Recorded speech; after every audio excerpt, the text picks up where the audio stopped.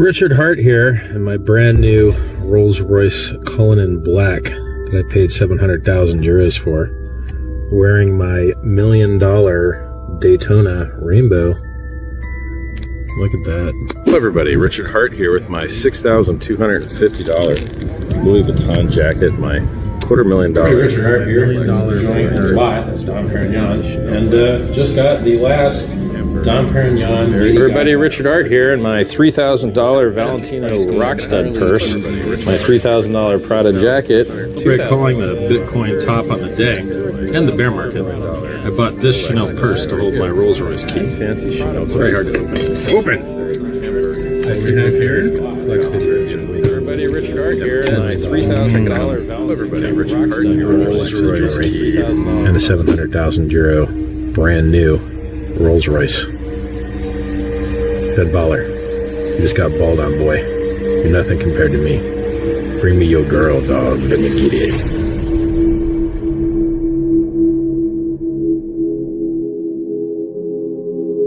I'm sure you're aware about the situation regarding the SEC issuing subpoenas to Hex influencers.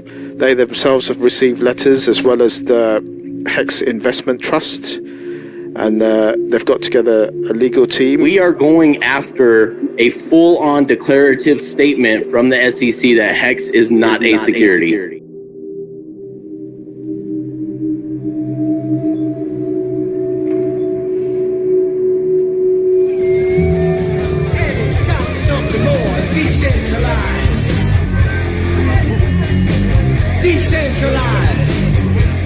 Senor Tom, I don't like it here.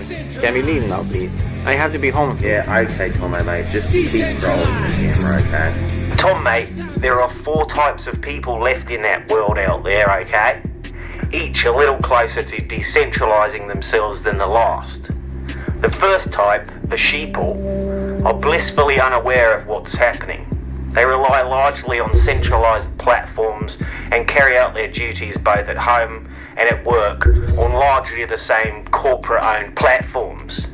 Because that's what they know, and it's comforting for them to have a predictability in their online life. The second kind of person is curious about Web 3.0 and has some prior knowledge that they probably picked up from the mainstream media, but for whatever reason they lack the motivation to look any further. They can often be seen complaining online, but very few actually engage anything meaningful for their community. I call these people the cats of Windsor. The third type of person, Tom, is you. Actually, Senor Bitman 360, I think I'm more of a sheeple person. Not you, Tomo. You, Tom, have begun to decentralize yourself through your investigation into me, and that is a very big step from the previous types of people. Now you are decentralized right now, existing only here in Cryptopia, while your meatbag body out there in the analog world sits helpless awaiting you to return. You, Tom, I count as one of the decentralized, only you haven't yet fully realized it. Hold up, mate. I'm not decentralized at all. The fourth and final type of person is those that have committed to the metaverse almost entirely. Short of what they must fulfill to their government legally in the analog world, they operate entirely in the metaverse, leaving the analog world largely behind. These people are the first truly decentralized people, and they dwell only here in the metaverse. They recognize no state, no borders, and no currencies. They live independently amongst others and interact with whomever they wish, wherever and whenever they wish. The metaverse allows for such uninhibited playful interactions to be had without the necessity of a corporate overlord being present. But isn't this place owned by Facebook? Well, yeah. So where does that leave you then? Not exactly decentralized, is it? Well, look, it's a work in progress, okay? A proof of concept. There's an ambition to become fully decentralized over time. And which concept does it prove? Well, it proves that people want to decentralize themselves. I mean, you saw how many people arrived at today's congregation. Just because we're doing it in VR chat doesn't make it any less valuable. VR chat is owned by Facebook. The goggles you have on are probably also. So from where I'm Look, sitting, Tom, it looks pretty the centralised. MOD was never going to be decentralised from day one. Instead, we have an ambition to become fully decentralised by 2050. 2050, that's like 30 years away, mate. Well, yeah, but, you know, these things take time, Tom. Especially if we don't want to leave anybody behind, like the sheeple, for example. You can leave me behind. I don't mind. I don't really like the Look, mate, the decentralization industry idea, is to be still in honest. its infancy. There is a lot of testing going on by a lot of smart motherfuckers across many different platforms. Which platforms will win is anybody's guess. I'm not even sure there will be a winner. There's always a winner, you idiot. When money is involved, there's always a winner. True. Richard's winning. Richard Hart. He invented Hex. Hex? Hex, mate. Just the fastest appreciating asset in crypto 3 years in a row. Launched by the most charismatic crypto influencer in crypto I haven't today. heard of it. For fuck's sake. Come with me. Tom, mate, I can't believe you haven't heard of Hex. Mate, you're going to fucking love it. Senor Tom! Senor So Tom! basically, mate, you just got to jump off here. Are you fucking kidding me? Where does that even go to? Yeah, don't be shy, mate. That's the way to Hexacode City. Oh well, fuck it. People that helped make that bubble, then wrote it down to 1, and then sat through a bunch of bubbles after, and came out publicly to defend my investment when I saw Ethereum was overtaking the market cap. Tom, mate. Senor Tom, So, I think we should What do go you home. reckon? telling This people color not to buy scheme Ethereum, is not healthy for and my Pretty eyes. sick, right? theirs because they were gonna Senor Tom, I think we should Oh, go home. fucking This hell, color what fun scheme is is not it? healthy for my eyes. Not the same as Tom, mate, Bitcoin. I'm needed at an auction. Come with. Because Tom, mate, I'm fucking late. Sorry, guys. I was onboarding a noob. This is Tom Gillespie. Can you hear me? Say hi. Oh, I'm also being onboarded, Senor Tom. hi. Certainly looks that way, mate. But I don't want to be onboarded, Senor Tom. Welcome, Lady Hexicans and gentlemen Hexicans, to this week's land drop. Straight from Hexaco City, a reminder, when you buy property in Hexaco, you are effectively sacrificing your bags, as we do not claim any of this shit as real and or considered an investment. It's extremely easy for anybody to fork this world, and with it, all the assets and so your bags, making the entire process decentralized only in name. But you don't care about that, do you? Because we're all getting loaded in the short term, so fuck the long term, unless you're already staked for 5555. And in that case, best of luck to you and your families. Now, on with the auction. Our first property under the hammer today is this wonderful tower, made from over 60 billion pixels, comprised of 43 floors of unfurnished office space. This is the perfect place to start an incubator for the development. Tom, Senor, what are we doing here? Investigating. Investigating what? I'm not sure yet. Perhaps we should investigate Hex. 500, 550, 600, 600, 600, 600, 700.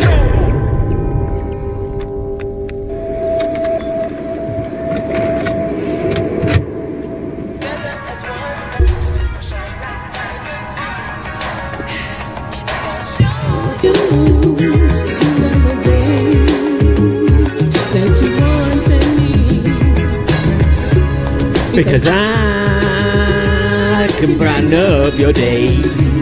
And when you're feeling sad, I put a smile on your face. You can tell me what price must I pay to make you see my outrage.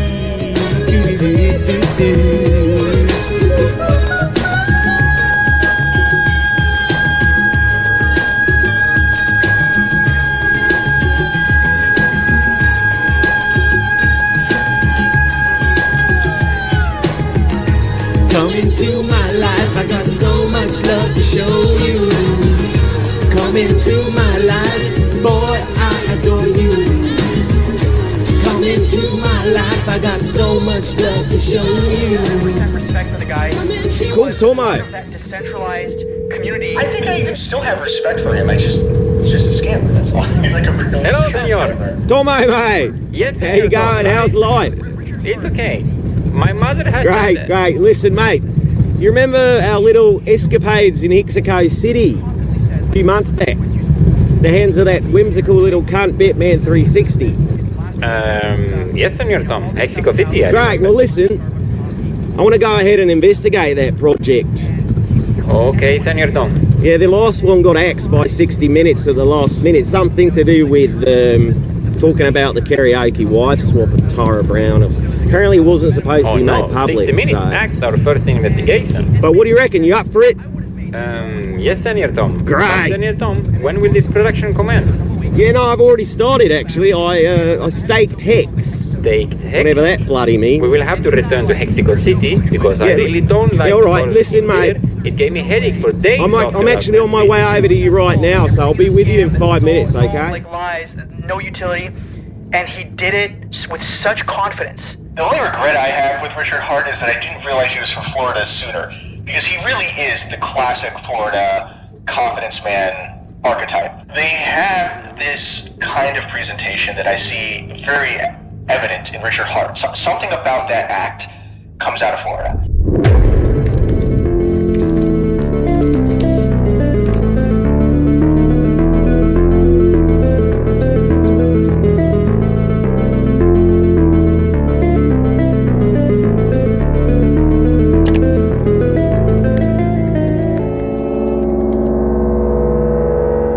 Call them a cult or call them fans. These followers of Hex cryptocurrency from Richard Hart, real name Richard Schuler, are fanatical about their support.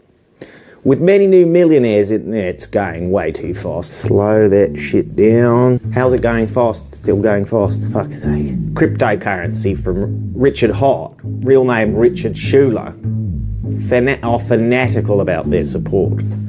That was terrible. Are absolutely fanatical about their support.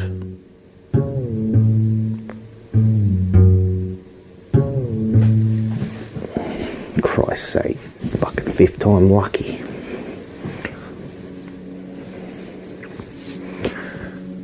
Call them a cult or call them fans.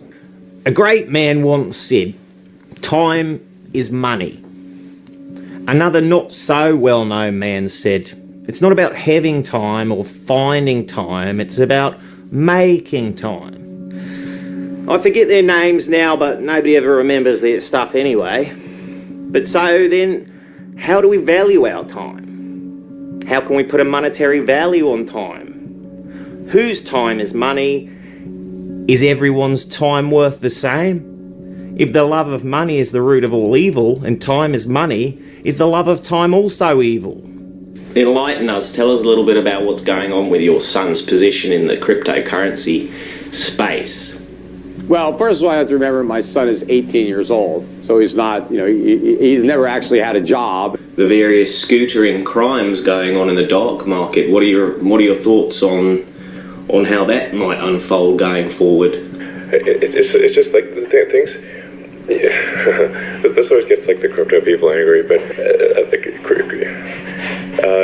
there are transactions that are not within the bounds of the law. If time is the ultimate currency, then it appears Hexicans are already the wealthiest people on the planet. Now this begs the question, where is this time money made? How much of it is there to go around? And can I also join the ranks of Hexicans and become one of the wealthiest persons in history? A legitimate alternative to fiat paper currency, real digital currency, stable, that can act as a medium of exchange and a unit of account and a store of value, and that solves all of these problems, which is what a real cryptocurrency backed by gold would do, that the government would probably not tolerate. Okay, right, okay. Well, let's leave it there. Thank you very much, Peter Schiff, and good luck with your investing in old heavy metals that have been dug out of the ground by children in Africa. And there are obviously many laws in different countries, and normally cash is used for these transactions. But in order for illegal transactions to occur, cash must also be used for legal transactions. You need an illegal to legal bridge. Widely despised and often dismissed by the wider cryptocurrency community, Hex is arguably the most hated cryptocurrency on the market, being frequently labelled a scam even before its inception in 2019. Is this down to the founder being so vocal about the industry's problems with centralisation? Or is it possibly true that Hex is in fact set to become the fastest appreciating asset on Earth? If you go to a website and it talks about price, people have been habituated to believe that that is a scam. I made Uniswap popular, personally. Me. I carried them on my fucking back. Are you just trolling everyone? I mean, you're scamming everyone. Let's not pretend it's anything else. Okay. I mean, this is a scam. Holy fuck. I know this is going to be hard for you to get educated, which is how you ended up in the apathetic, unintelligent place that you are now. But if you're quiet for long enough, I can make you smarter. My buddy, he watches Richard and he's like, oh, this is a great thing. This latest video is his. And where he talks about nothing.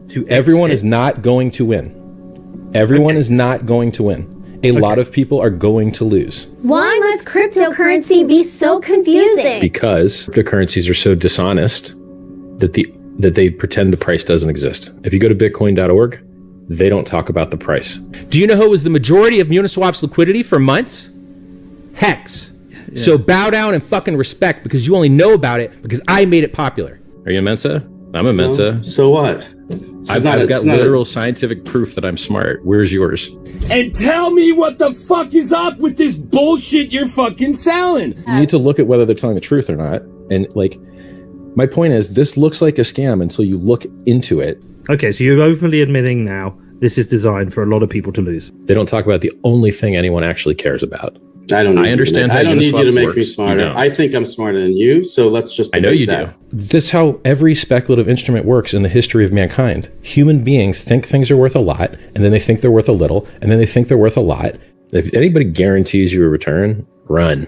Honestly, mate, I think it's utterly pathetic that what you're doing to people, but go ahead. I am going to block you now. Dude, do you know what work is? The nominees for Best New Scam are... Do whatever you think is best for you. I built something amazing, okay?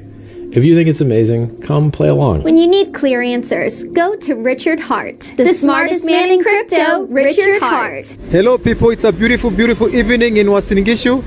I have a friend who is a Hexican. He's going to introduce himself and tell us what's up. People are talking about Hex and Richard Hart's little scam with filling up empty blocks. Hex by Richard. I'm behind the scenes. Yeah. I think when you mention you're behind the scenes, aondoitwanga wazito tu kipulani, au sio? When I tell him, like, look, you're a scammer because you have bags and you're going to sell them to somebody who's going to pay more than you paid for them. It's as simple as that. Hex. And the winner is Hex. How many units of Hex were you given? I can't tell my own because now security reasons. I can only do the best I can do, right? I show you the data, I show you the facts, I present you to the real world. You do your own computation. Richard knows his crypto stuff. Crypto Smart with Richard Hart. Richard Hart, you're a fucking scammer just like everybody else. And I'm gonna make a video about it because you actually will never forget me. Motherfuck. Welcome to Hexaco.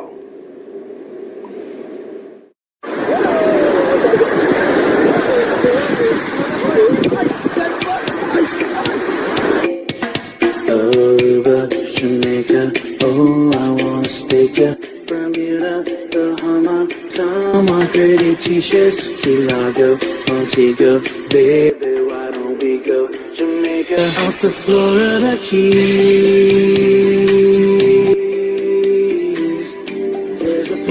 So it's precisely 6:30 in the morning here, and I had an interview scheduled with a young man called Matty Allen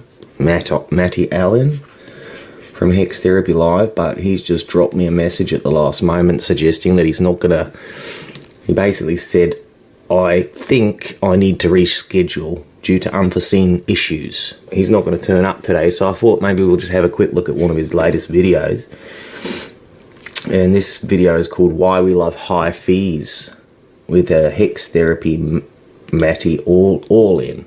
What stops double spends, but it's also what allows, right, the code to meet the humans, right? Where Bitcoin is having the code meet the humans is through burning way too much electricity and having centralized exchanges be in charge of everything. Why do you think all the crypto news that I don't pay attention to, and you shouldn't either, it's all talking about regulation right now? What do you mean, like, this is crypto. Crypto... Yeah, how's it going? Crypto is DeFi. Crypto is Hex. I don't hear anybody talking about regulation. He hasn't turned up. I mean, yeah, I know. How are you going to regulate? I got a strange feeling they're just fucking with us. It's easy enough to regulate Bitcoin when it trades. Keep sending us suggestions, and then these people don't even bloody turn up. Yeah, I know. Have you? Yeah.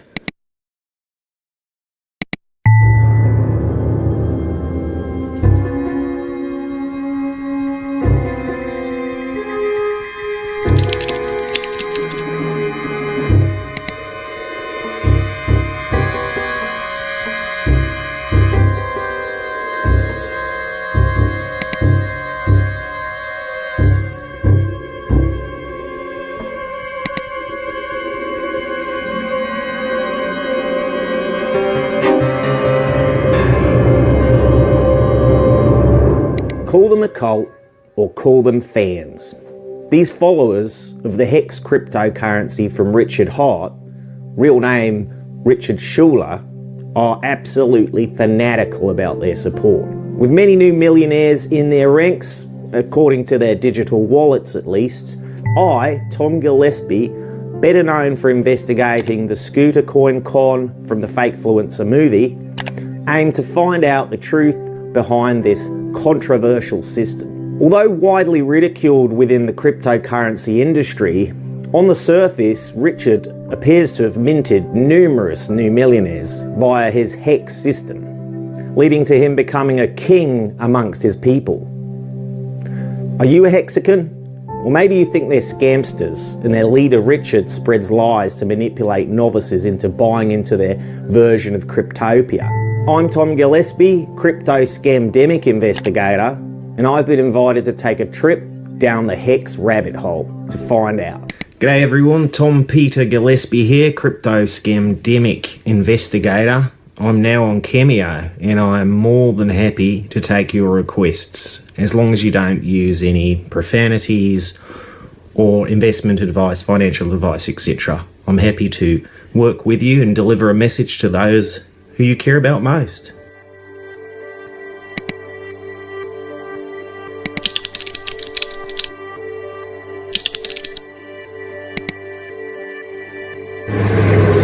Tom Gillespie is doing an investigation into Hex to find out if it's a scam or not. So if you see any Hex haters that are willing to actually go on record and have a conversation with Tom, send them there. In fact, anybody that wants to talk smack about Hex, make sure you say, tell your story to Tom Gillespie. Hello? No audio coming through, mate. I can hear you now. Can see you perfectly fine, just can't hear you yet. And now I can see you. I can't hear you. You can't hear me. Can you hear me? Hi. Yeah, can you hear me? Still no audio coming through. Yeah. Is my lighting looks like really washed out. Yeah, it's a bit overblown. Oh, you're muted. It's still kind of blown out on this side. What camera have you got rolling? Smart video. How you going? Can you hear me, everyone? I can hear you, loud and clear. I can't hear you. As you can see, I've set up a little bit of a studio here. Did a bit of experimenting with the lighting. Of course, I've got this camera here shooting directly onto the other the participant, the interviewee, because I don't want to pay for the pro version of Zoom. My name's Emmanuel. In the Hex community, I go by the name Tangent. All right, when I first found Hex, I was really just looking to swing trade crypto. Other than my Crypto.com stakes, I was like, maybe I can play around with a few bucks, buy low, sell high. My name is Tim Benjamin, and I live in the United States, and I've been involved with Hex since day one. I approached it as a skeptic, like yourself. I've seen a lot of stuff in the crypto space fail, and a lot of anonymous rug pulls, et cetera, Richard Hart, has basically said that it can go very high, this coin. And usually when Richard speaks, I listen and he's usually right. When I was watching like Richard's previous videos, he started talking about he was coming out with Hex. So I was back in the Telegram groups way before Hex even came out, and they were calling it like, oh, it's going to be called Bitcoin Hex. I really had to look into this thing because it just seemed like, too good to be true. And in most cases, things that are too good to be true usually are. The key word being usually. If this all plays out the way it will play out, all of us Hexicans have a lot of money. When I read it and understand like just the website and like how it works and the interest and the daily interest and the staking, like I just thought, wow, this is genius. Like this actually makes so much sense. The more I dug and the deeper I got, the more I realized that, this is something that is actually revolutionary. And I know money's not the answer to happiness, but it sure does change your life. Especially, there's a lot of us in the community who've grown up without having a lot of money. Still, we're all wage slaves, working 9 to 5. But I think I know about at least 15 Hexicans who have retired thanks to Hex. They've quit their day job. When it did come out, it was already working right away. You could stake right away. You could, it was already working. You could see the interest right away. So compared to any other project out there that was not a product and not complete, this was something that was like, this is it. This is the crypto that you want to have. And it made sense because it was designed by a guy who already saw all the problems with the crypto space and saw that the crypto space is really kind of heading down a dark tunnel, and saw the need for you not to have the tragedy of the commons, to actually be able to participate in the network and not be excluded, based on your income. Right, yeah, so I'll just have a look now, hang on. I'm looking at the gas. The gas prices look pretty damn good right now, actually.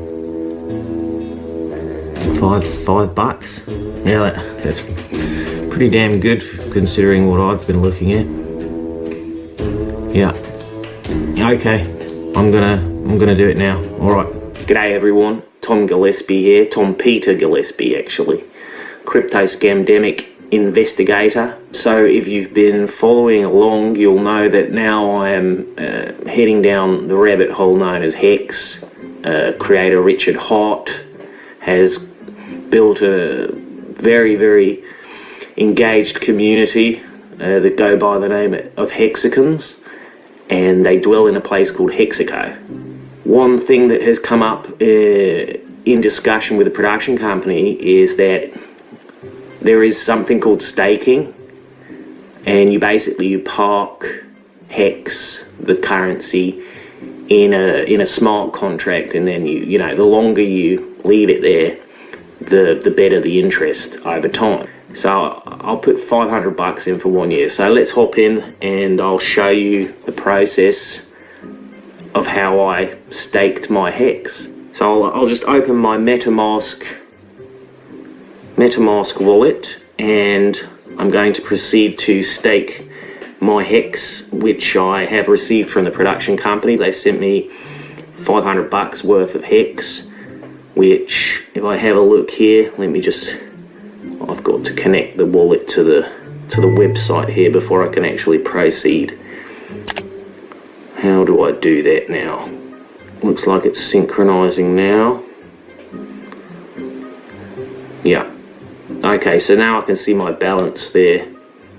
Okay, so let's go and have a look. I'm going to stake the whole $500, which here it suggests is 13,000 hex. I don't know. I'm assuming that's correct. So do you know what? Fuck it. We'll put a year in, 365 days, and I'm going to go ahead and stake that. So this commitment of 13,000 hex is throughout the investigatory period is going to show that I'm committed and I'm sticking around. I'm not fucking about. Let's have a look at it on Etherscan. Oh, it's not actually even there. What does that mean? Oh wait, hang on. Okay, now it's gone through. Okay, success. Excellent. Hang on a fuck. What the fuck? That's not $500. That's nearly $5,000 into a black hole, no less. What the fuck have I just done? I better give the production company a ring. Fucking hell. G'day, Moritz. I've got a message to you from Buttfucks. Sorry, Futbucks. Hex is going to zero, and as much as you like to believe you're one step ahead of Richard, it's not the case, mate. The green lines will turn to red eventually, and you'll be caught in the crossfires. Good luck to you, mate. I'm looking forward to seeing how my stake unfolds as well as yours. My parents aren't dead yet, but they probably will die soon. I haven't done much for them. My dog will die, and then I'll die. And at what point do you realize this money shit, it's not changing that much? You've been saying that how much you're watching the same movies. What are you doing with the money? Spend it on the research to save your fucking life. That's the next step. Like all this crypto stuff is great, but it's not truly saving lives. Medical research, bro, so that's my next project. That's why I read the free books I wrote called Sci-Fi, like how you can survive through science. Basically tells you how to do everything, how to get rich, how to get laid, how to learn better, everything that I know is in the book. It's free. Just go to t.me/sci-fi, link it down there. And there's another book I wrote called Fix the World, which is more political stuff that you can't personally do, but matters. Right? It's just systematic stuff. Educational system, political system. How can we fix those systems? Most people can't move the levers to fix those things, but someone can. So maybe that knowledge will get to those people. A blockchain is an extremely bad database. Sometimes you can't write to it. Sometimes what you write to it gets forked off and disappears. It's extremely slow. Bitcoin does 3 or 4 transactions a second. It's extremely expensive. It's extremely wasteful. If you want the slowest, shittiest database in the world, use a blockchain.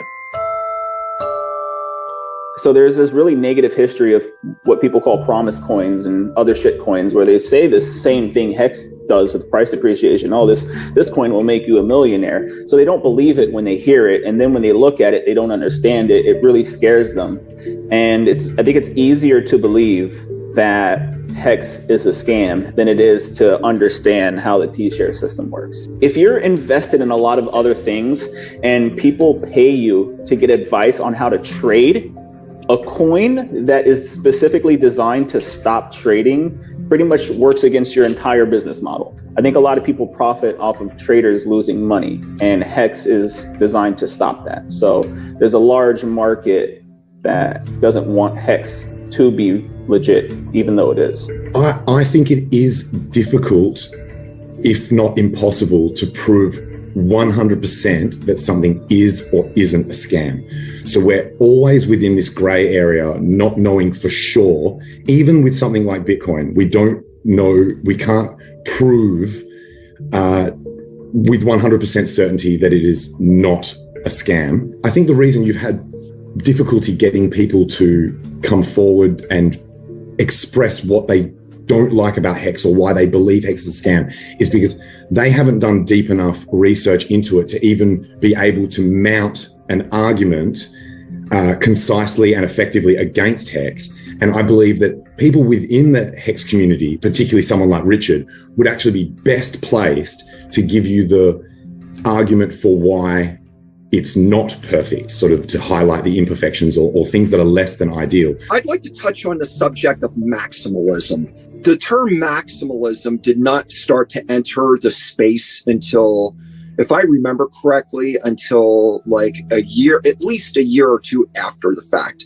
And that's because there were altcoins that came into existence almost from the get-go, because Charlie Lee started forking Bitcoin right away.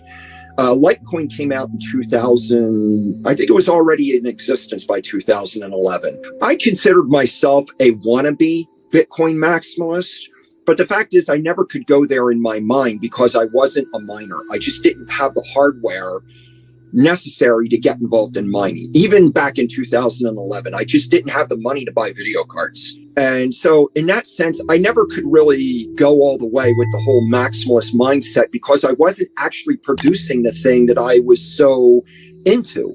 But for me, if I'm not producing Bitcoin, I don't have a real reason to be a maximalist. So these people who go online with this arrogant attitude that Bitcoin is the only legitimate crypto, if they're not producing it, they really don't have a leg to stand on. And it turns that attitude into a turnoff. And this is what has resulted in us Hexicans coming up with terms like Furu and coming against these people because they came against us first. Hex was designed to benefit Bitcoin people. And, we didn't come out of the gate swinging fists and coming against people and saying, you all suck because you're not in Hex.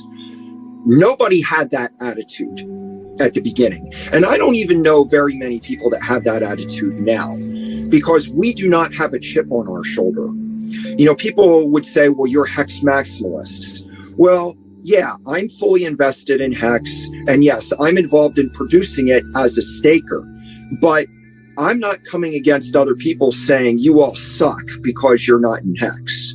I believe Hex is a net benefit for the whole world, and that's why I promote it, and that's why I'm into it, and that's why I defend it. Come at people with facts, not with attitude. That's what I would like to see.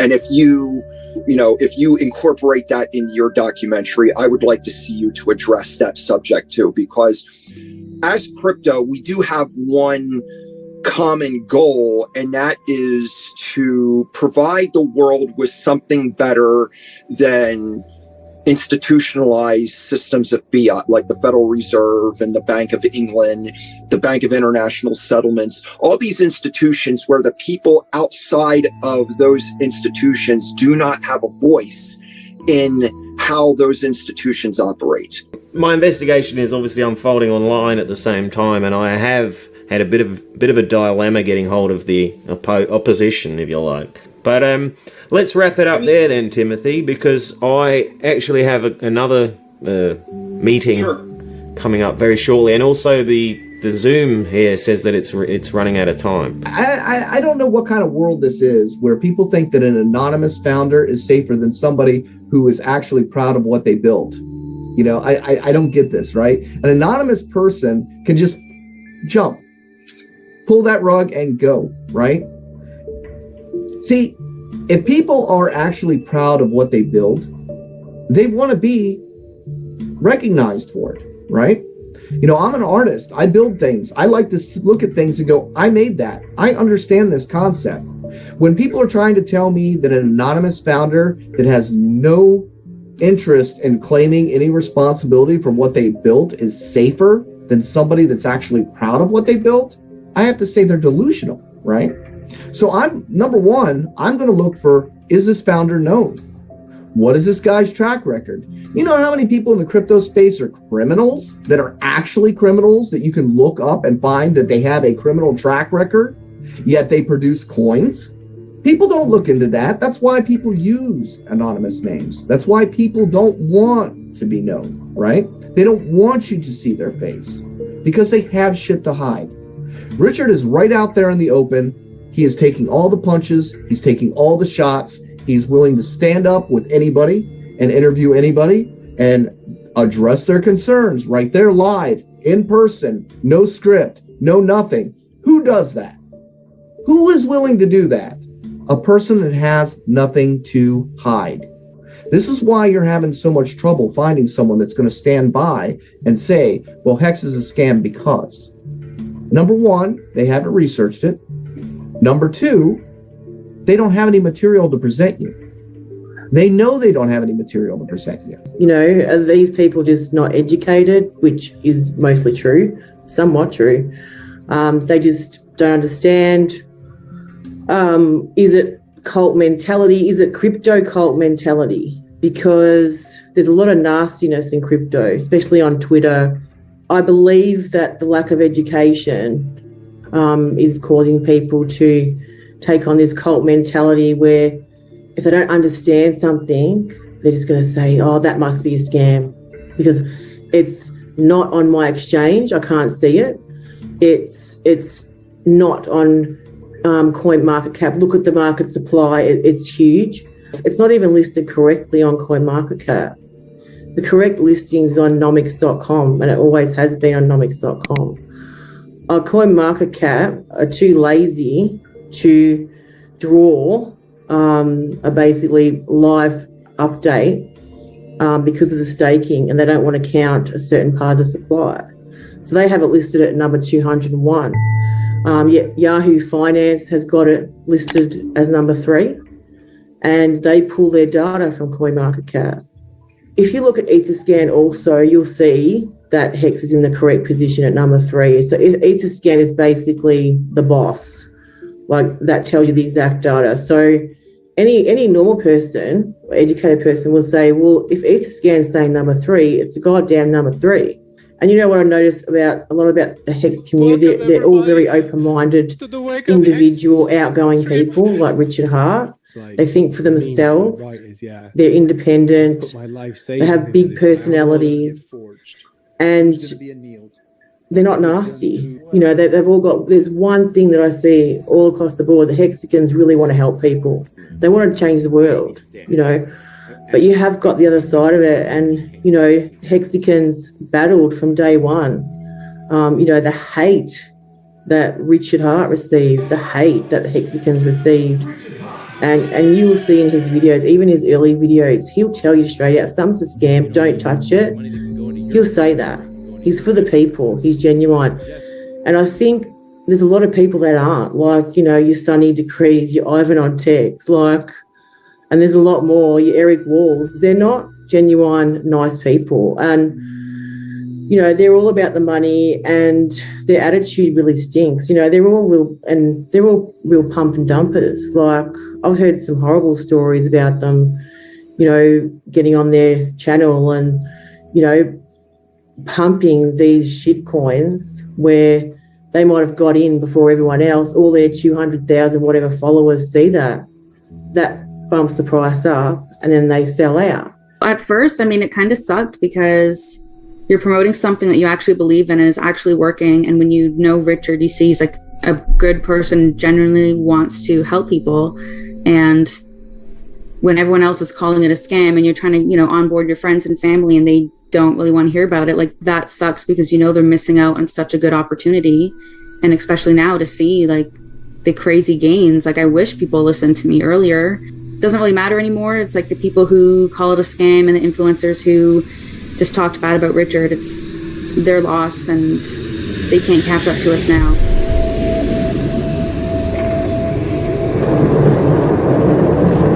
But unfortunately, as usual, Tommy's nowhere to be bloody seen. We definitely need a new audio, a new sound guy to make this work, really. No, I appreciate that. No, he's trying to get the fucking aeroplane. Here's an aeroplane now. Yeah. No, he's doing a pretty good job. He's doing all right, actually. He's doing really good. But about the budget for the red wine fed cow meat. No, it's Chinese. I think it's from Huangshe.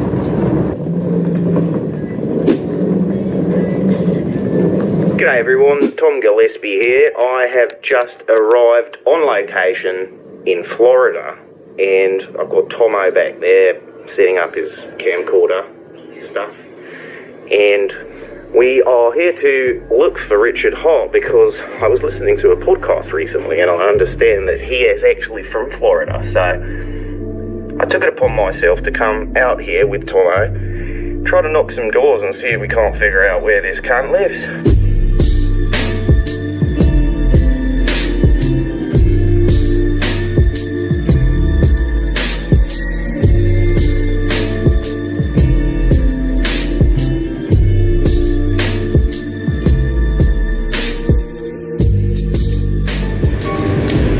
Now, this is a pretty place, isn't it, Tomo? I can imagine there's a lot of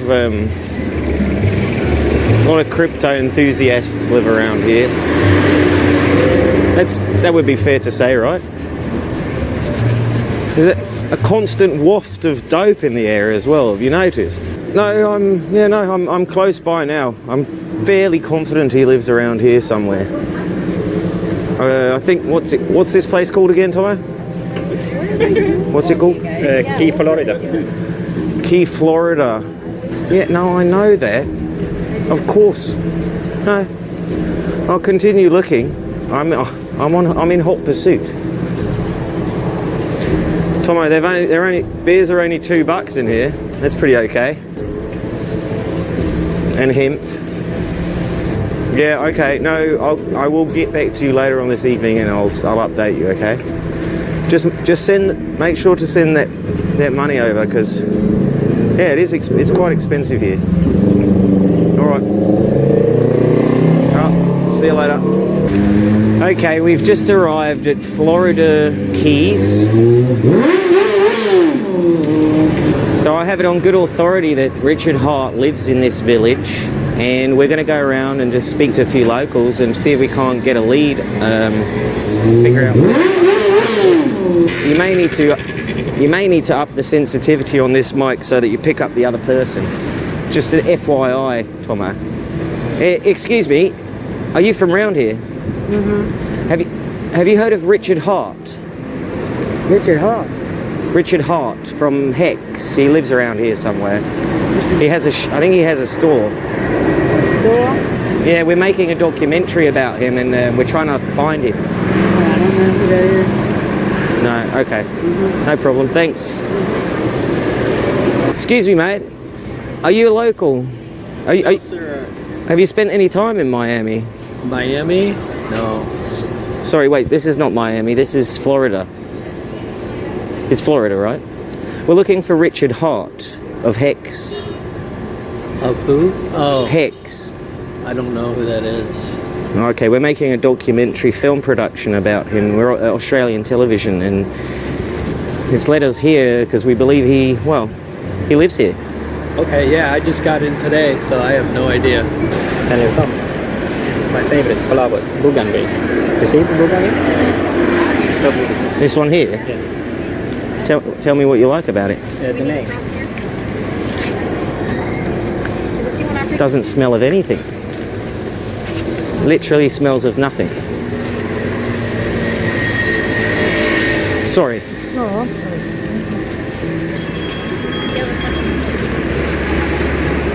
Excuse me, mate. Have you heard of Richard Hart? He's a local fella. He runs Hex. No. He's supposed to be on Duval? Yeah, he's somewhere on this street. So. I don't know. Is he an artist or is he a what? He runs Hex. It's a cryptocurrency. Oh, cryptocurrency. Yeah, we're doing a documentary about his cryptocurrency. And all right, I think there is a crypto place, but it's up around in the middle of Duval.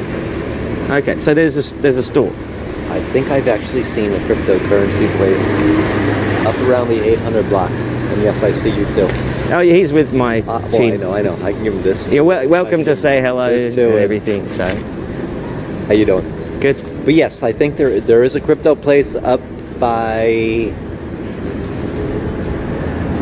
Mel Fisher, who is the guy who discovered the sunken Spanish treasure. But there's also, I believe, there's a crypto place up around there. Do you know what the name is by chance? Buddy, you're killing me. I'm trying to have a beer. Too many questions. Too many questions, man. I understand. Let me have my beer. I just got it. No problem. And it's hot outside. Enjoy it, mate. Pleasure to meet you. You too. You too. But it's that way, not this way. I'm looking for Richard Hart. Oh. He created Hex, the cryptocurrency Hex. Well, he lives around here. No, I don't know where he lives. No. No. Oh, okay. Sorry. He's very popular around here, apparently. I know a couple of the other ones, but yeah, that one I don't know we yet. will pay attention though. Okay, I appreciate your time. You're welcome. Have a good day. How's the audio? From the other person? It's very good. Oh, really? I'm a professional. Well, that's good to know, man. I'm not like considered. See, there's another waft of dope again. No. It's like there's people smoking bloody dope all over the place in here. Sorry, I don't have time for it. You know, America's not nearly as bad as people make it out to be, right? Especially this part reminds me a lot of the Melbourne suburbs. Is that a car? Suburbs? Suburb. No, that's where the rich people live. They live in cars. No, that's beyond the suburbs. So first you have rich people that live in the suburbs, then beyond there you have middle class people that live in their cars. Where is the place? It's just, yeah, typically outside of the city. Yeah, but which city? The one, yeah, any city.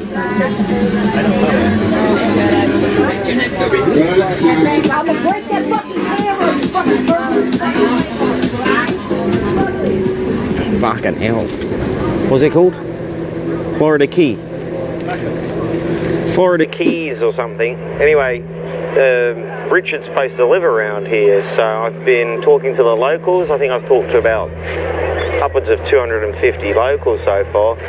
Nobody has a fucking clue where he is or who he is, so whoever sent me down here has sent me on a fucking wild goose chase, as per usual. And I'm looking at you, you know, research team back there and Scotty in marketing.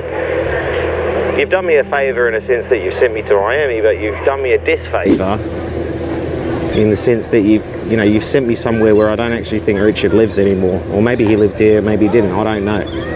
So, anyway, it's quite nice here. Senator Tom, you remember Bitman 360? How could I forget? You found him, huh? Yeah, but do you not remember what we had to do to find him? You found him, huh? Yeah, well, we kind of so, found him. Senator Tom, you will get him. Don't worry. Be optimistic. You're in control of your own happiness. Hang on a sec, Tom. Yeah. Well, yeah, I mean, yeah, of course, it's been a very productive day. Oh, Tomo remains optimistic. I'm somewhat optimistic that we will find him. Yeah, maybe 200 or 300 people. Yeah, well, I mean, you have to talk to a lot of people in order to fucking get to the bottom of things. You know this. Don't you remember? Yeah. No, listen. Fucking hung up on me. This is not going well at all today. I think we should knock off for the day and try again tomorrow. Okay, thank you. Bye. Don't have to thank me, mate. What is a god whale? Everything is motherfucking possible. What is WAGMI? We have no idea. I am wondering why people are so worried about the OA. Tomo, mate, we have some serious competition here. I'll have to go into some detail around how I was able to miss the best performing asset of the year, which is Hex. I actually understand Tom Gillespie's position, right? No, we have to go. We have Tom Gillespie here. I'd like to ask you a couple of questions about decentralization. Yeah, I've got a... Are we on camera right now? Camera right now. Richard wanted to work with us, but at that point in time, it was just not the right time. But yes, I'm familiar with Richard and Hex. It's like, it is a Ponzi, but it is a self-aware Ponzi. If anything, honestly, it's probably going to get worse before it gets better. If you're going to a circus, you expect to see clowns.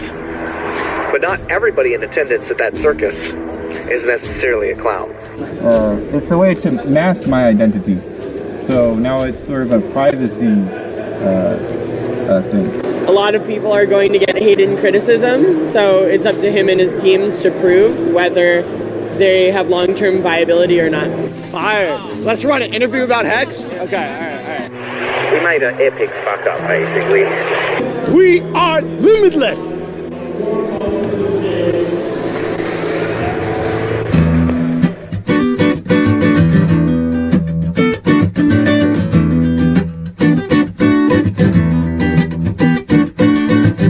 feel like Charlie Lee when you're streaming from the car, and you think you look like Tom Waits when you're pumping cons on fire. It's so bizarre you think you are a new kind of Charlie Shrimp, but the only thing I ever seen of you was a Twitch stream for back when. Influencer, influencer, you think you are an influencer, influencer, you think you are an influencer, influencer, you think you are an influencer, influencer.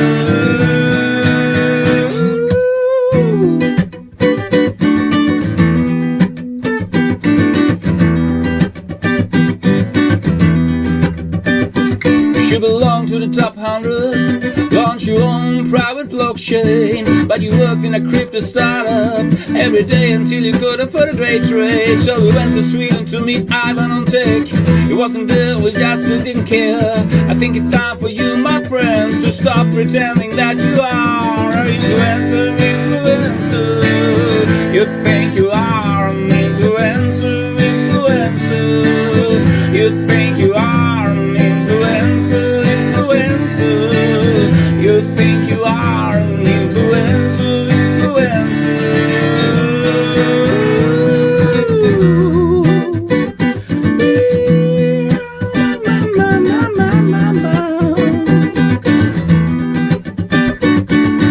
Now out without dinero, all your coins have gone to zero, when your gains had vanished into dust. Can't let them go, you want to know. Influencer, influencer.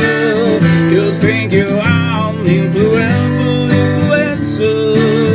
You think you are an influencer, influencer. You think you are an influencer. Influencer, influencer. You think you are an influencer, influencer. You think you are influencer, influencer. You think you are an influencer, influencer.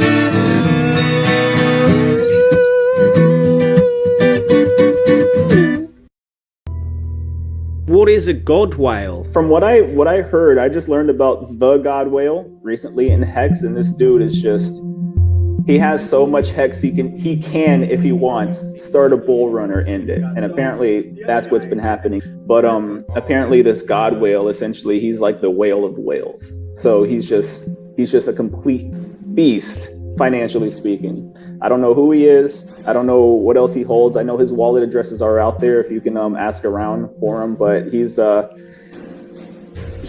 some amazing things in Hex. That definition sprung up because there's a wallet that appears to be one of the early ETH participants in the Ethereum, so involved in the original coin token offering of Ethereum.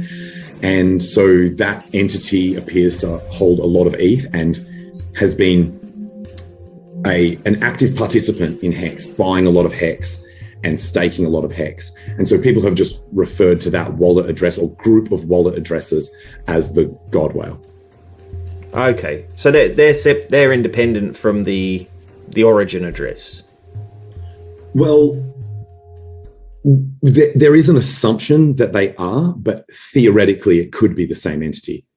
So, sorry, I'll just expand on that a little bit. That the reason that Richard claims that it is somewhat provable, or there's evidence that it's not him, is because if you agree, and you can tell by looking at the blockchain, that person was in Ethereum right from the very, very, very early stages and went in large.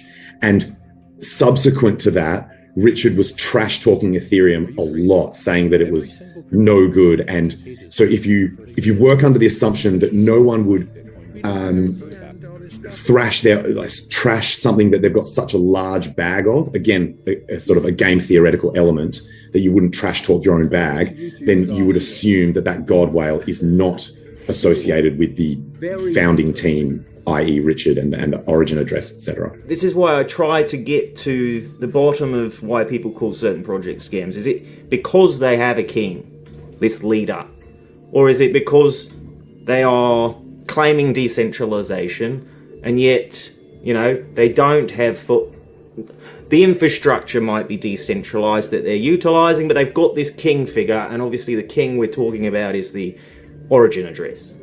Right, and every single crypto has one. That's the funny thing. Every single crypto has one. And then they give you a little pie chart, and they said, this one's going to developers, this one's going to this one's going to that. And you know what? One dude holds all those keys. One dude holds all those keys. Prove otherwise. I mean, this is what's so funny, right? So it's not so much the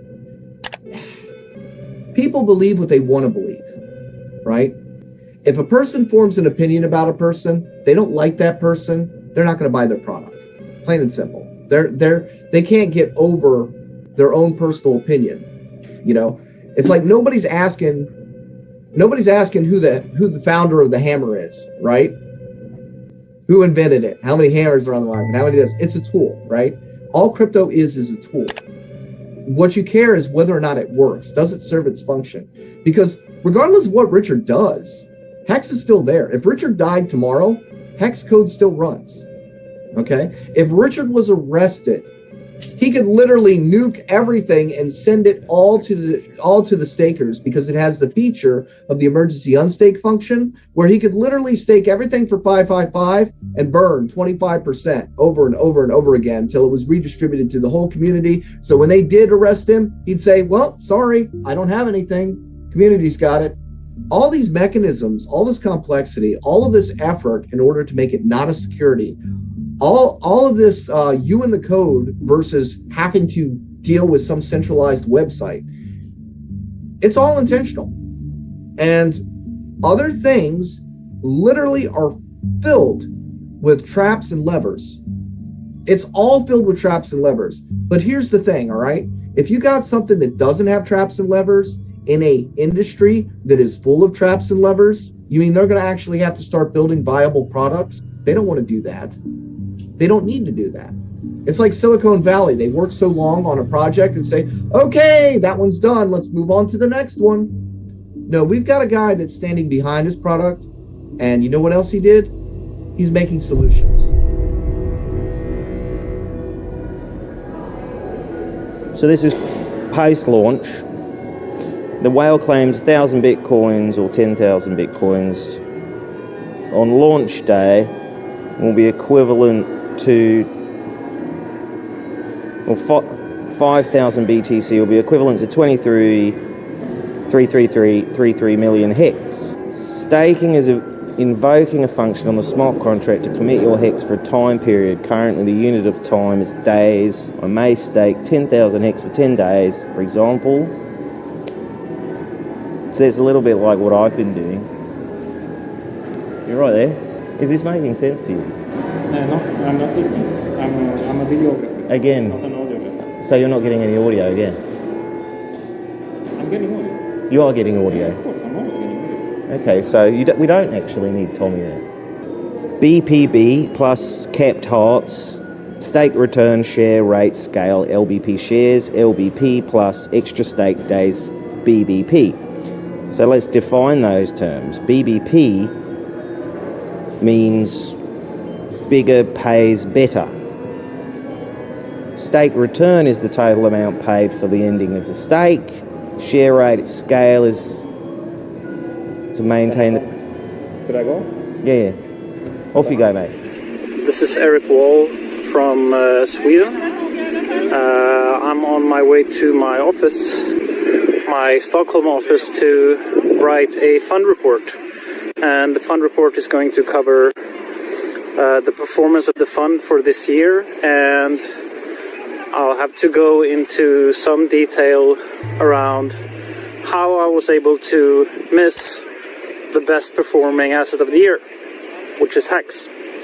Even though I knew the founder, I sat down with the founder, he explained the concept of Hex to me and urged me to purchase it as a friend, and I called it the dumbest thing I've ever heard in my entire life. I actually understand Tom Gillespie's position, right? If you're going to a circus, you expect to see clowns. But not everybody in attendance at that circus is necessarily a clown. So it's very interesting because the crypto space is a circus ran by clowns. We're trying to change that. Yeah, all right. I'm on Telegram, LinkedIn, whatever. No, I'll get back to you on that one.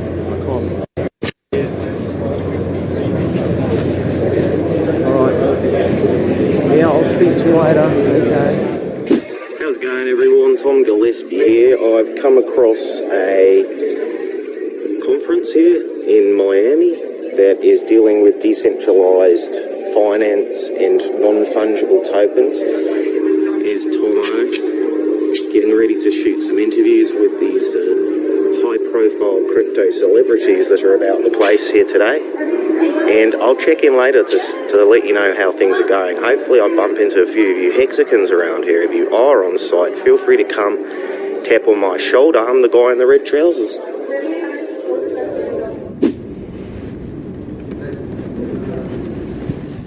Bloody hell is everyone, mate? What is a Deegan? What's a Deegan? Deegan, yeah, that's short for degenerate. So Deegans in crypto are people that they hang around in their pajamas all day, probably smoking pot, and they just buy and sell NFTs and other crypto assets. So where's our interview candidate? Huh? She's disappeared. We are with media, Australian television. Oh, Australian television. I'm still trying to move Joe over here to get him a photo in front of the sign. He's just being bombarded by people over there. Which Joe is that? Joe Lubin. Okay, I think he's going to get a photo with somebody first, so just hold up.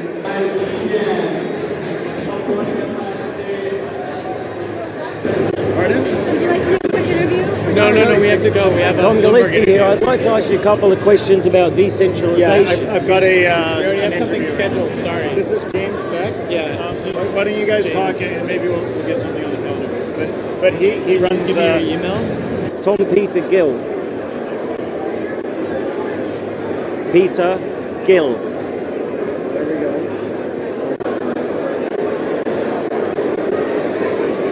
I'm one of the speakers at the conference today at 4 o'clock session, and I just saw your nice setup, and I'm just shameless to seeing I could fit in with your media focus and whatnot. Yes, as a crypto artist, it brings the power back to the people, the artists. So is the Dome open day and night? Yeah, it's like it is a Ponzi, but it is a self-aware Ponzi. Yeah. So I heard it from Australia. Yeah. Our CEO lives there in Brisbane. Oh yeah. Yeah. And you'll see, that's the CEO of this specific project. Yeah. And you're essentially film financing. Sorry? Is this film financing project, right? It's a decentralized exchange. World Economic Forum. Remember you said that Instagram just posts in the background. Well, it's still going, however many hours later, so you were wrong. Hey, Brittany, what's up? much appreciated. Yeah. Listen, so glad we actually get to meet. I saw my sister told me you sent me an email. Should we go somewhere that's less loud? I think that would work best. Yeah, let me grab my stuff. Right on. Perfect. I wish more people took decentralization seriously. I'm really not cool with the current secret push that it seems like VCs and other things are doing to try to make people think that people don't actually care about decentralization.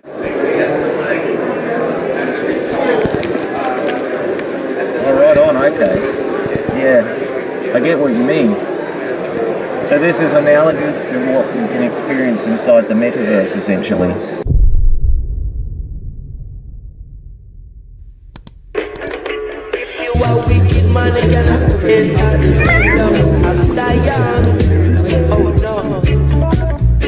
It's fucking going great, mate. This is Mexico City. Yeah. Gonzo's Bar and Grill. Come on down.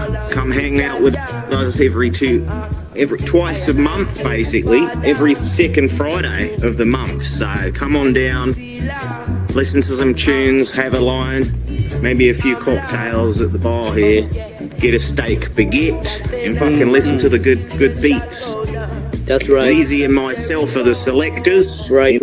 We do not If I tell you, fuck about. I've written essays on why Ethereum is so hackable and the attack surface area is too large. Richard and Hart, no smart person will ever be able to They're make. looking for you bloody everywhere. Well, can you sit down for a moment and have an interview? All right. Excellent. Thanks, mate. I'm Richard Hart, retired solar entrepreneur. Started my first business out of my front yard. It's car stereo. Okay. Did it for 2 years. Worked great. Then I got into search engine optimization, pay-per-click management. This is in 2001. Google AdWords didn't exist yet. There was no way to bid on traffic on Google. You had to buy banners. And then got some clients that did well. Hang on a second. Mortgage leads. Started a mortgage company. Cash advance loans, Miracle Cleaner. A lot of different businesses. Anything we could sell on the internet. Got up to 150. Let's talk in extremes.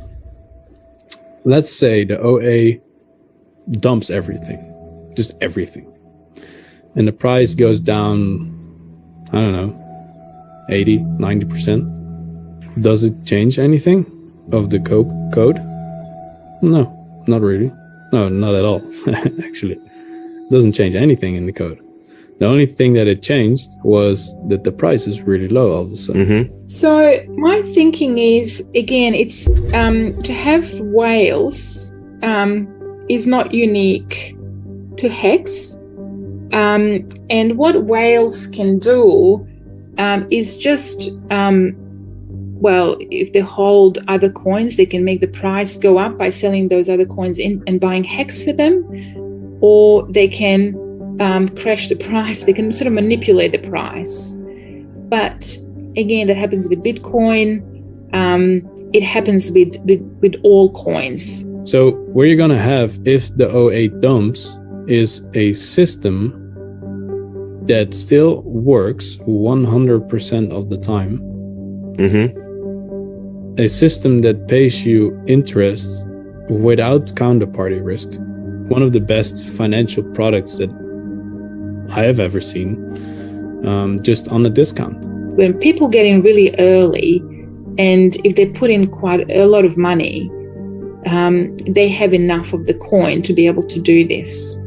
So again, from that perspective, that doesn't really worry me so much. And the origin address, again, I need to be really careful not to sort of echo what other people say, but people talk about it as being this benevolent kind of entity. And I mean, I don't think that anything behind origin address is intentional. Like you'll have some time of confusion and some time of people saying, see, it was a scam. This bullshit you're fucking saying. But I bet you that once that happens, if that happens, price is just going to go up, because the people who understand the system, they understand that it doesn't really matter what happens. The T-share price will go up regardless of anything.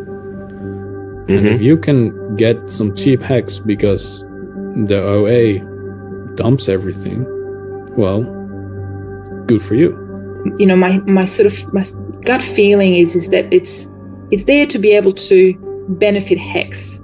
And again, I trust what Richard says about this. I think he's been quite open about it in some way.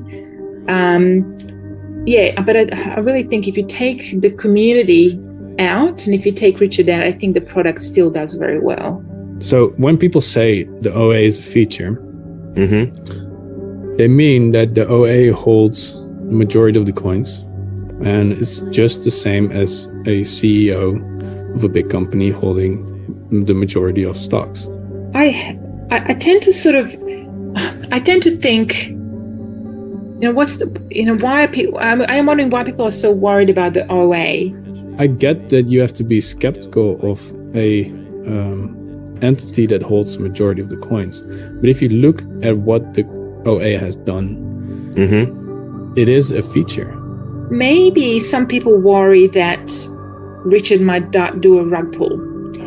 I find it very hard to believe. People are going to recognize his face, and it doesn't seem like the guy who would do a rug pull. To me, he seems to like the idea of holding, if OA belongs to him, it's sort of holding huge amount of money. And he said himself in one of the interviews, it's just a numbers game to him. So to be able to say, look, I'm the richest man alive. It became really big over the last year and a half. I think because of DeFi, decentralized finance, and NFTs, it has caused so many people to come on board. We're getting finally this as close to mass adoption as we can get to date. And so I think that's the state that we're in now. And it's only getting bigger and bigger, especially with NFTs. It's brought in culture, which is what we needed. We needed a community. But the future, I think, is definitely decentralized, from decentralized identity to all this decentralized software. So, because I don't want the big companies like Facebook to own my data, you know? So the future needs to be decentralized. Yeah, and it's an interesting question because so many of the projects that claim to be decentralized, they actually exist on a spectrum of decentralization. Is that fair to say? That is fair to say.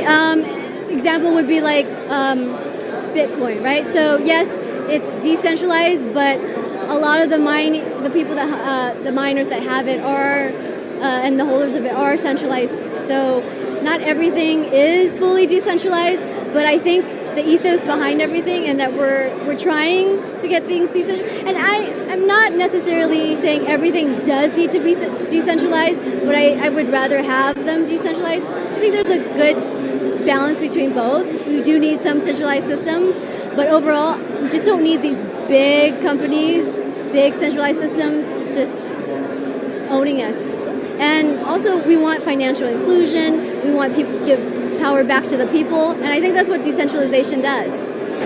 Decentralization is a fundamental value proposition of blockchain technology, right? How do you prove decentralization? Because there doesn't seem to be a standard definition in the industry.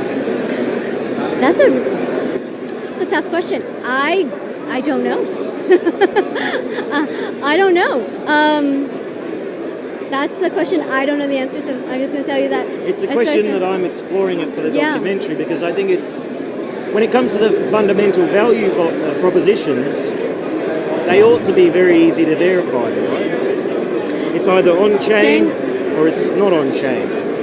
It's either centralized or decentralized. But like we go back to what you were saying before, it might be decentralized, but then their servers might be centralized. That's what I'm saying. It's hard. I don't know 100% because I'm also not a technical person, so I wouldn't fully be able to answer that question. But I do know that not things the technologies that are claiming to be decentralized are also using Amazon Web Services. You know, so we have that still. So it's not fully decentralized. We're not there yet. No, it's an ambition. I understand that, and I've been looking at a lot of on-chain smart contract. They're essentially companies or projects that have smart contracts attached to them. You know, most recently I've been looking at one called Hex. Hex? I don't know Hex. Tell me about Hex.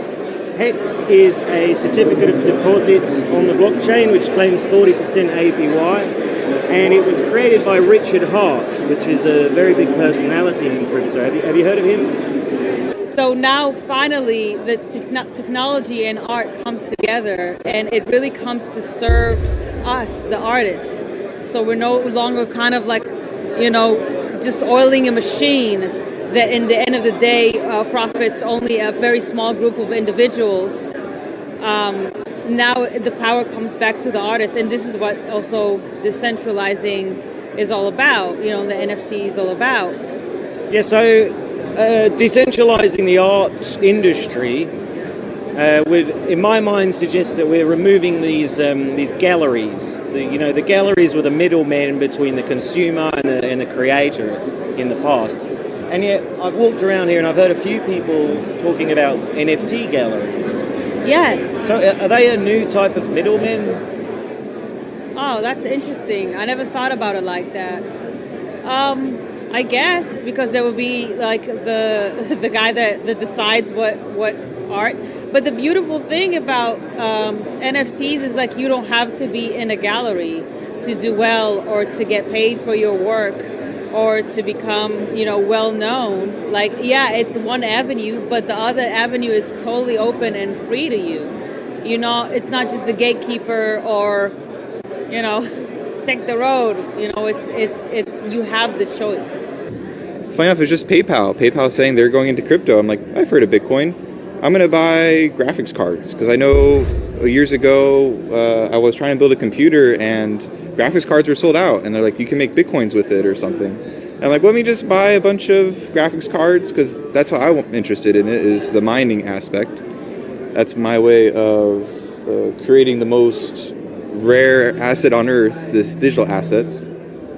And then you start learning more about like what Ethereum is, and this Ethereum virtual machine, and this idea of like shared computational power. And now that I'm running all these servers, it's like I'm helping create the new internet. Like instead of the power being all on Amazon and Google, it's in Mirror Vision, and my neighbors and anybody can essentially power this new user-based internet. That where we actually own our identity. And again, that's kind of where Mirror Vision plays too, is that this is a new form of identity, this strange, sublime identity. And if I wear like this one, for example,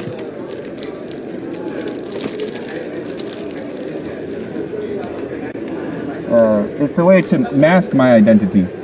So now it's sort of a privacy thing. Yeah, I think that there has to be certain levels of decentralization. It can't be too much all at once, because like there are things that still needs to be centralized, right? Like you can't have it to where you decentralize everything way too quick. And let's say, for example, like if you're starting a brand new company and you're starting a brand new blockchain, what happens if you decentralize really, really early is that you're giving away the entire blockchain before it builds to everyone to kind of mess it up. You know, right now I'm looking at a project called Hex, and the founder, it's claimed that the founder is the owner of the origin address, which owns 96% of the supply, the liquid supply. You guys ever heard of BitConnect? I've heard of BitConnect. Yeah. All right. So if you look at kind of like Hex's website, it looks exactly the same of like what kind of Ponzi-nomics would be.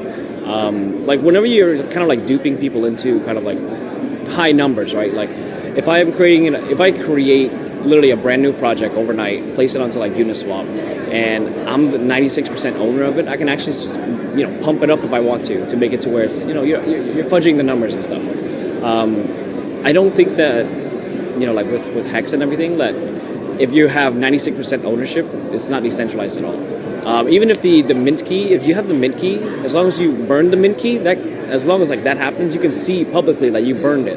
But if you still have it in a possession or anything, there's things in the industry called rug pulls too. That's what they do. It's the same concept as having the mint key, and then after a while, when you're not, when everything's going fine, everything's going dandy, and then they just rug you out of there. So it seems to come to the case that depending on the level of decentralization in a project corresponds to the potential of it, the risk tolerance or the potential of it being a scam. Are those two interlinked in your mind? A scam would be a little bit of something different. I think that Hex isn't a scam yet because of the fact that he hasn't rugged, or whoever hasn't rugged. So I can't say it's a scam. But in terms of decentralizing, you know, if you have 96% of ownership in one wallet that has basically majority vote, even if it's down to, you know, 20% or 30%, you still don't want to have a centralized entity try to at least control it, right? So for example, like Uniswap, even though it's completely decentralized on the web, can still have access to where you can remove certain things off their website. They also have it to where Coinbase and exchanges also own a majority of it as well, so they can actually swing votes if they needed to. So it's kind of like things like those that make decentralized not decentralized. Decentralized protocols not decentralized, but it's just kind of like it varies between. But a scam would be literally right after they rug. So right after they pull all the money, then yes, we can call it a scam. But till then, it's just, you know, there's a thing that they can do to kind of make it all go away. Literally, you can do a one-to-one swap. If let's say let's say you actually own the mint key, but you forgot about it, or lost it in an account, just go ahead and swap it. Just do a one-to-one swap. Basically, all the tokens that are generated receive one-on-one equally, and then from there, burn the mint key publicly. If that's the case, or depending on however they want to structure it, but like. Code is key. Like code is king. So you can kind of see everything within the code that it's not there, right? It's technically there, but it's not already burned. It's not trying to become decentralized. You have a majority share that's going to own a majority of it, and it's just kind of like that. I don't want to say pyramid, but it's kind of like that top approach. That top's just going to dump on the bottom, But it's just basically the game of, how long will they take? Coin market cap as a metric is thrown about the place a hell of a lot, right? Why? And yet it's so easy to manipulate. Why does the industry commit to continuing to use this metric in any sort of useful manner? Well, it depends. So if you look at it for like price oracles, there's also other different ones that actually use price data as well. So you can look at CoinGecko. You can also look at on-chain data as well, like Band Protocol. The Graph also does like NFT metrics and everything like that too. So mostly, I would say, if you're looking at like Oracle services, you don't have to always use one site. You can always use multiple sites and things like that to aggregate price data. But I mean, even Etherscan shows Hex in third place because it's pulling in the data. I mean, that's a block explorer, right? So it's pulling in the raw data from the blockchain, and yet Richard or whomever else has figured out a way to pump their token to the top of the list. So Pumpermentals, exactly. I think it's a term he coined, as far as I understand. There's a lot of ways to do it, but Pumpermentals it's crypto, so it's kind of like the wild, wild west. I would say there's a lot of ways to fudge numbers on chain, but once again, like if you have the liquidity, like it's undeniable, right? So yeah, it was just, I'm not comparing it earlier to like BitConnect. I'm just saying that, there are very similar things that I do see. Yes, I've heard of Hex, and I can comment on the whole market cap and ranking thing. In crypto, these tokens, they're minted. Their caps are sometimes not hard cap. There's soft cap tokens where they can keep minting more. And even if with a hard cap, sometimes they can say only 10% are circulating, but the rest are just kind of there for later. And so to measure the true market cap of a crypto project is difficult, right? Because I can say my token's worth $10 and it's trading, but I have a billion other tokens somewhere else not trading. But if you multiply 10 by a billion, I have a $10 billion market cap at that time. And so, some projects try to use this to their advantage to get ranked higher. I'm not saying anyone's doing it maliciously, but it just makes it hard for these ranking sites to truly determine what the true market caps are. And it's the same for our exchanges too. We try to, we don't look at market cap when tokens list. We want to give everyone a fair shot. But in our analytics, we want to make it very fair. We don't want anybody to be faking volume or be faking their own market cap, right? We want investors to have an accurate picture of what tokens they're buying. At the beginning, 10 years ago with Bitcoin and what have you, there was a lot of emphasis placed on decentralization, self-sovereignty, and some of these other value propositions. Do you think the industry has veered away from some of those core principles over the years? I think we all know that regulation's coming, and we want to play nicely with that, right? We want the world to embrace DeFi, to embrace crypto, and to do that, we need people in traditional finance, institutional players, or just users who aren't comfortable with crypto yet to feel comfortable. But on the other hand, we do want to stay very decentralized because I think part of that is innovation. Sometimes you want to innovate, but within the realms of current regulation and laws, you're not sure. It's a gray area, and you want to cover yourself. So if you're a centralized project, you have to register a legal entity, a business, a company, and all that. There's a lot of red tape that gets in the way of innovation. But if you go decentralized, you say my project is global, nobody really owns it, token holders own it, maybe you run a DAO model where it's governed by token holders, then in that sense, there's not really anyone to go after. Even if the government says, no, this is wrong, I want to stop it, it's a decentralized organization, it's not bound to a country or a person, so it's very hard to stop that type of movement. And, we're not doing that because we think we're shady and want to hide in the shadows. We're doing that because we think we're actually pushing innovation in the technical and financial world, and we don't want regulation to get in the way. So in that model, we can iterate very quickly. We can try new ideas very quickly because we don't have to worry about getting a sign-off from an entity or a government. Tomo, mate, are you still picking up the audio? You still picking up the audio? Even at that distance? A remarkable technology, isn't it? Your head is looking good. Looks good, does it? Great. But should we go and have a look at what this thing's all about? What thing? Or whatever the bloody hell that thing is. What thing? That building there. Oh, it's a tent. Yeah, I think it's called a dome, actually, if we're going to be accurate. No, I haven't looked at it for a while, but I can. Yeah, all right. No, there's probably a fuck ton of influencers here, I'd imagine. You know, I don't know if there'll be any Hex influencers, but there'll be some crypto influencers, I'd imagine. Yeah, I'll have a look then. All right. To me, decentralization comes down to a simple binary question. Is there a throat to choke? Yes or no? Can the government come in and shut you down? Yes or no? The answer is yes, you're not really decentralized, right? If all your, servers or validators are on AWS, they can shut you down, right?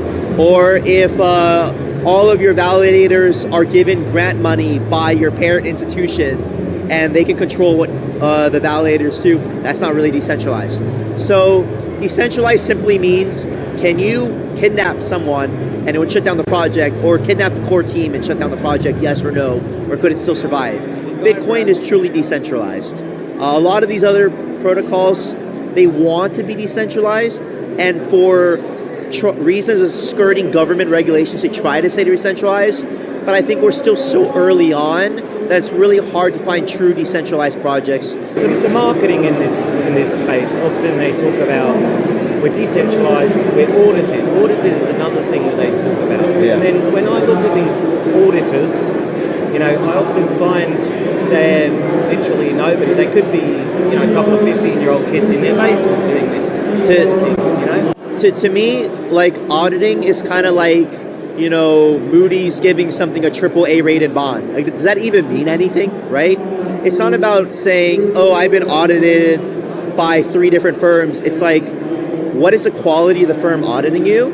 And is the code open source for everyone to see and audit themselves? Because what's more important is a random person on Reddit can look through your whole code base, find a flaw, point it out, and say, this is potential to be a rug pull. And then everyone finds it out, and they see that exploit, and then they pull their money out of it.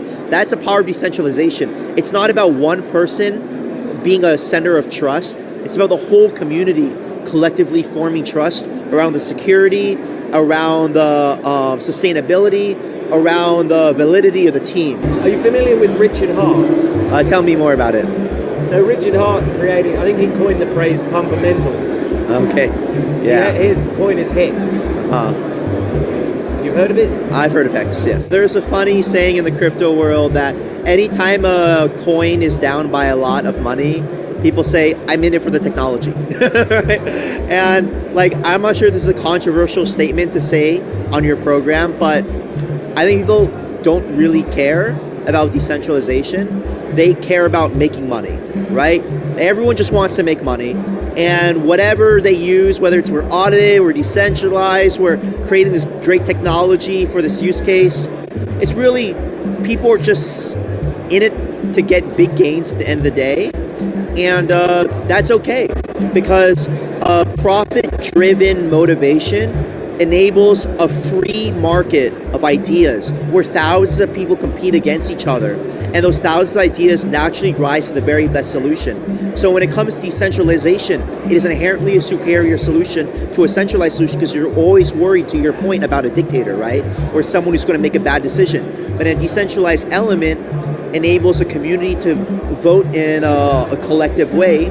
And when it comes to that, yes, there will be group things and small tribalism today, but over the course of 10 years, a lot of those projects will die out due to natural selection.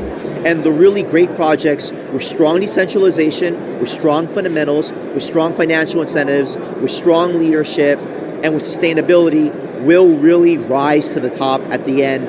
And you just have to let it run its natural course. The importance of decentralization really takes what we are used to in technology, which is that as soon as we use a platform, it is taking away as much of our value as possible, and instead flips that on its head, and we actually own all of the digital assets that we produce. We can control who they're distributed to and why and what they're used for, and actually have rights in a digital world in the same way where we would expect rights in our physical or analog lives. For me, instead of the word privacy, I like to use data protection, because what we're really looking for is to keep our personally identifiable information private, our name, our location, our address, our social security numbers. That should always be private. But we should be able to live our digital lives and still authenticate and tell people we are who we say we are.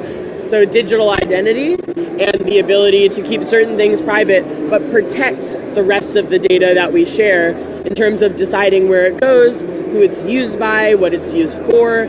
That's what I'm really talking about. So I think data protection really encapsulates where we're going a little bit more, because we're still going to be sharing tons of data, but we're going to share it in a safe and secure and anonymized way.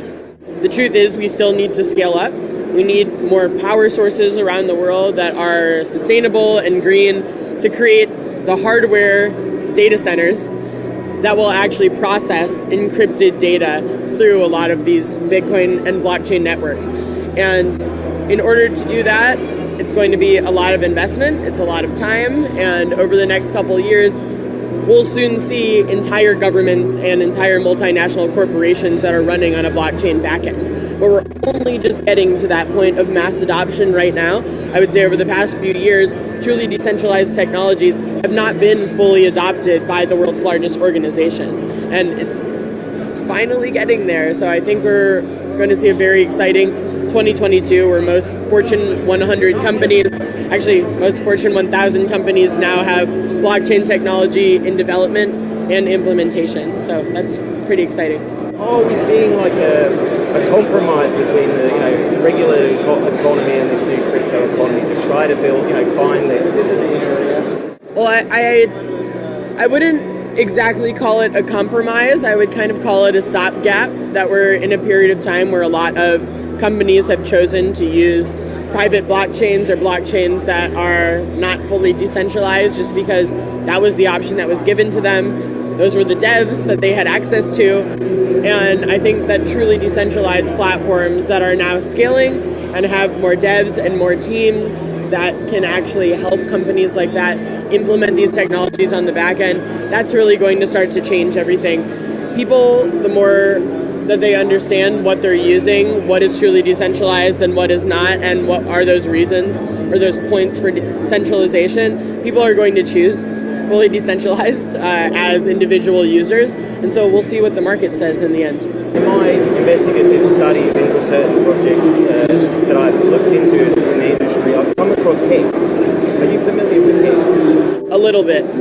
I've never used it personally. It seems to be enemy number one in the industry. Are you familiar with Richard? I know who he is, and I know a little bit about Hex, but I've never used it myself. And, what I'd probably have to say about that, because I don't have deep knowledge about the platform and what his backend actually looks like, a lot of people are going to get hate and criticism, so it's up to him and his teams to prove whether they have long-term viability or not. And so I hope he's doing the right thing. Companies themselves are no longer in need of controlling things. Like, people have already proven that if you give them the power, they will do it. And so I'm really interested in giving people the power back. And that's why I'm trying to evangelize decentralization, is because then we can essentially decentralize the benefit of company ownership or profit or governance or all kinds of things, right, into a situation where the average person can actually play the game. Just expand a little on this idea that there's a spectrum. Is that accurate? I would say so. My reason being is that I don't think anything can truly start decentralized. There will always be a centralizing point initially, and then it will kind of gradually work its way to where it can decentralize. Because if you just start decentralized right off the get-go, there's a lot of stuff that we're not equipped to deal with yet. Like HR, really big issue. Hiring and income is hiring, getting paid for a job consistently is a really big problem in the space, stuff like that. And so while you're kind of working your way towards decentralization, you do need some people kind of manning the helm to make sure things are going well. So I think oftentimes you'll hear people talk about benevolent dictators in the space, people who we trust to be a centralizing point until the time when we're ready to break away from that. So that, as a spectrum, I think that's kind of necessary, because you can't just go 0 to 1. So if we're talking about rug pulls and stuff like that, and is it a centralization risk? That's totally fair. I don't think that centralization inherently makes something a scam, because if that was the case, then every traditional business that we currently see could be labeled a scam. So it's more so just there are always going to be scam businesses, and there will always be honest businesses, and there will always be scam cryptocurrency projects, and there will always be honest cryptocurrency projects. I don't think there's any way around that, because it's just humanity kind of sucks. if we're being honest. Like there are scammers everywhere all the time.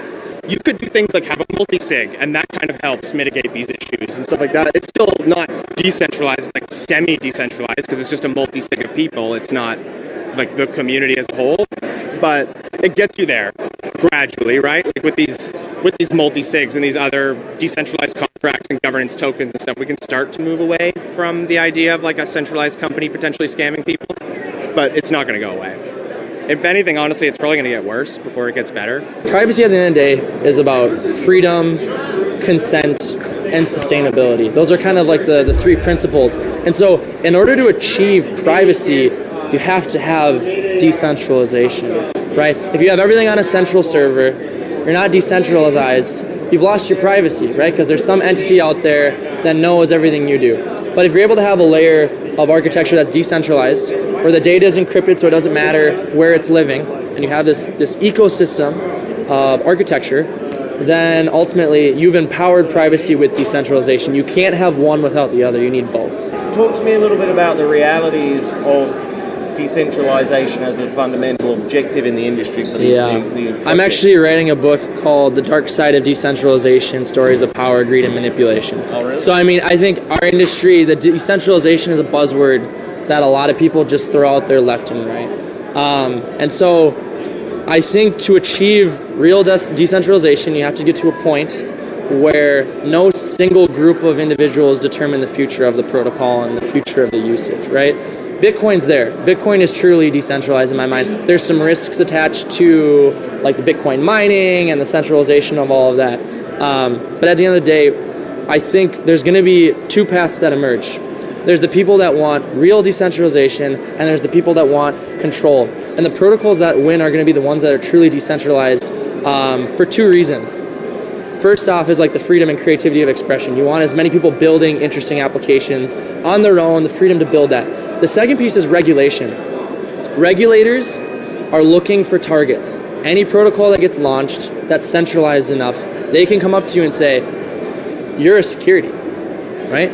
So I think decentralization is super, super important from a protection standpoint, from a regulatory standpoint too. So any project that's not truly isn't migrating towards true decentralization should be worried, because the first 5 years people didn't know what blockchain was, didn't know what cryptocurrency was, but now we have the largest regulators in the world looking at our industry and saying, wait a minute, is this safe? Is this truly decentralized? I think the best entities in this space believe they're transient. They believe they're there to start it up, kickstart it, and then disappear.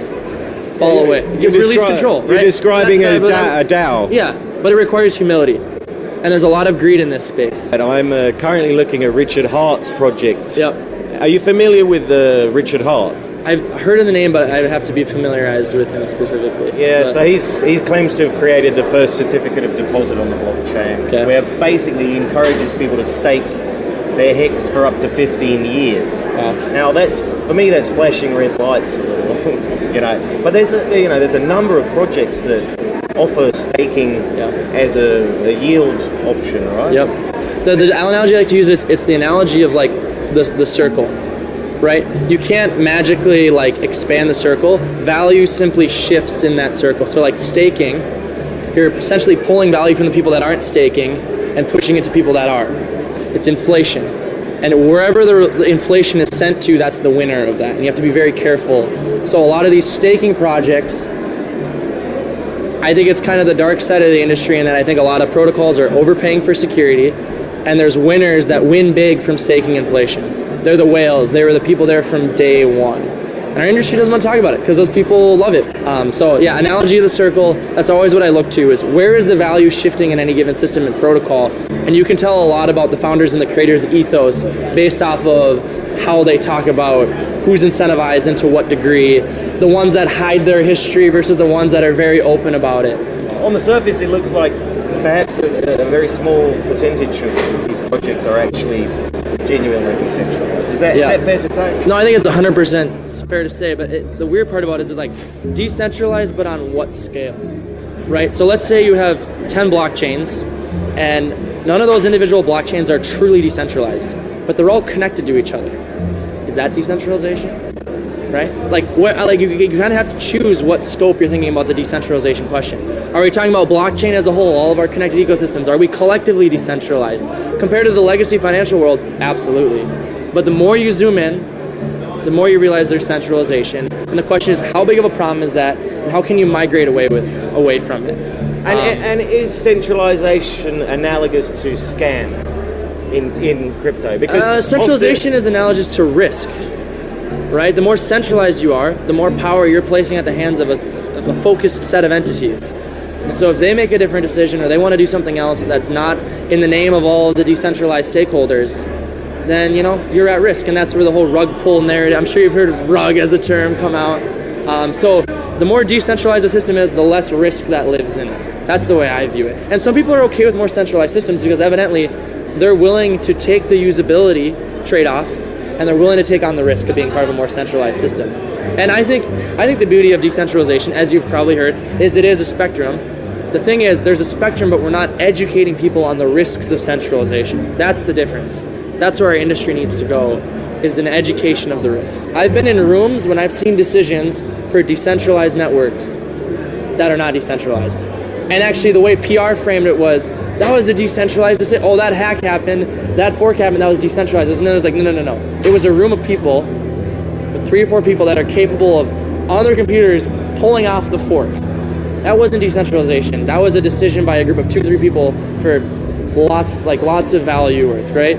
So our industry definitely has a lot of work to be done. There's skeletons all over the industry. I'm hoping to write about it. I'm a firm believer in the truth.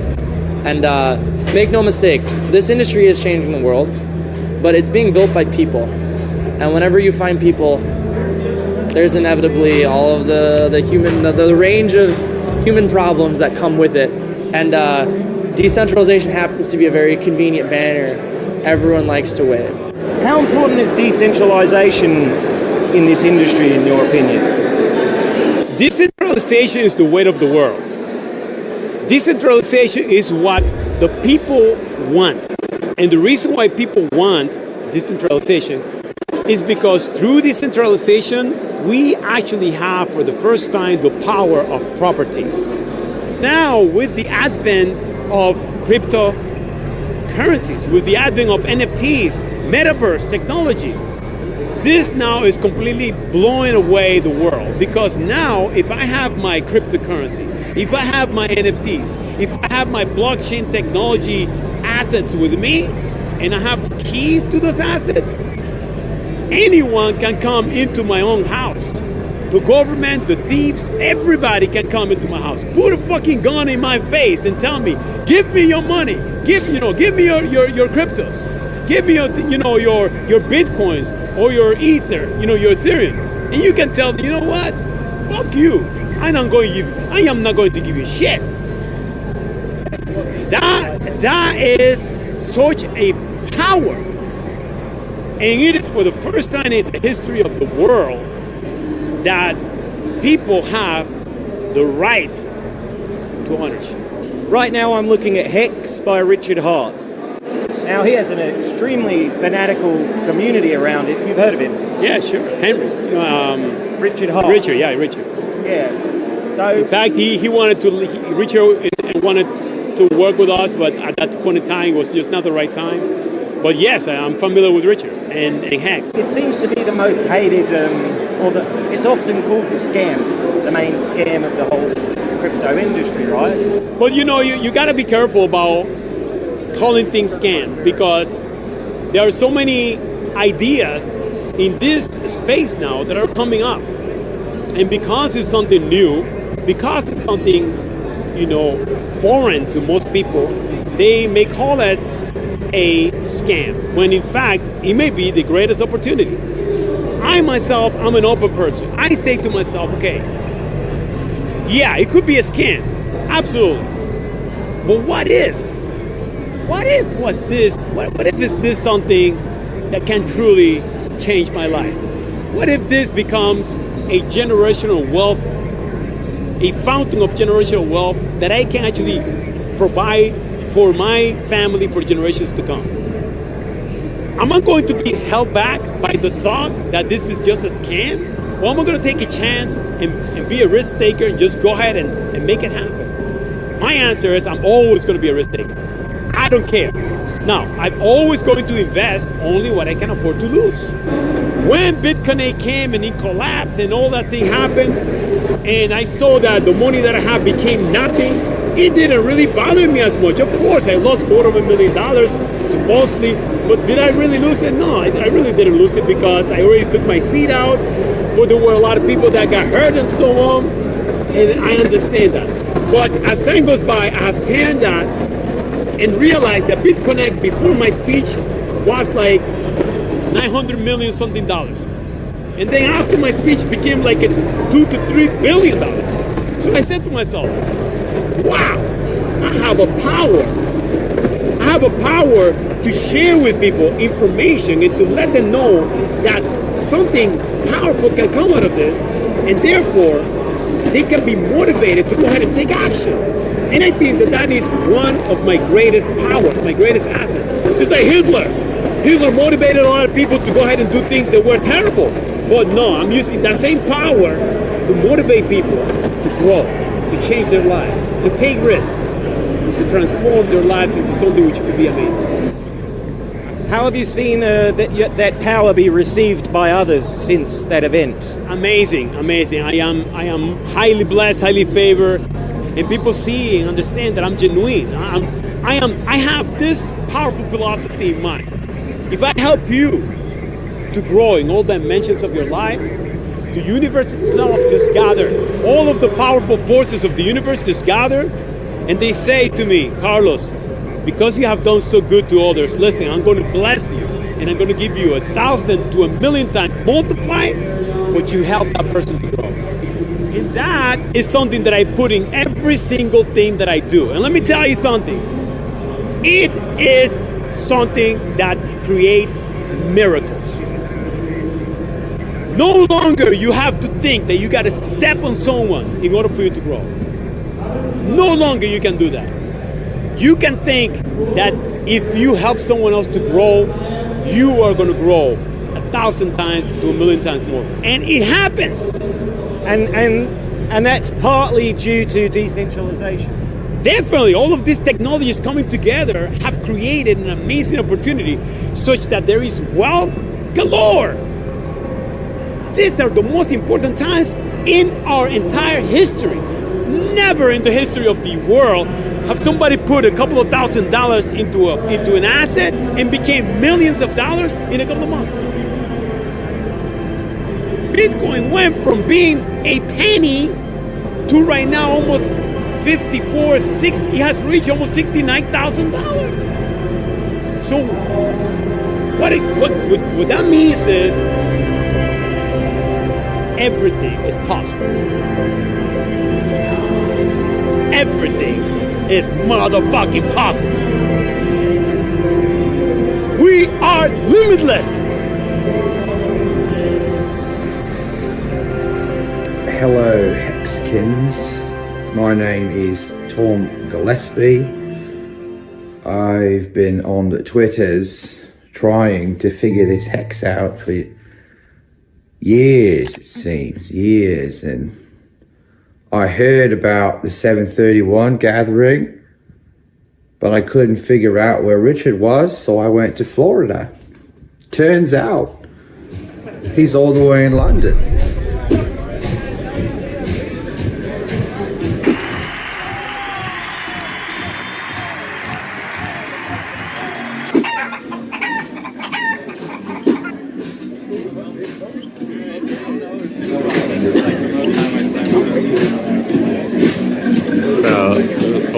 Private jet?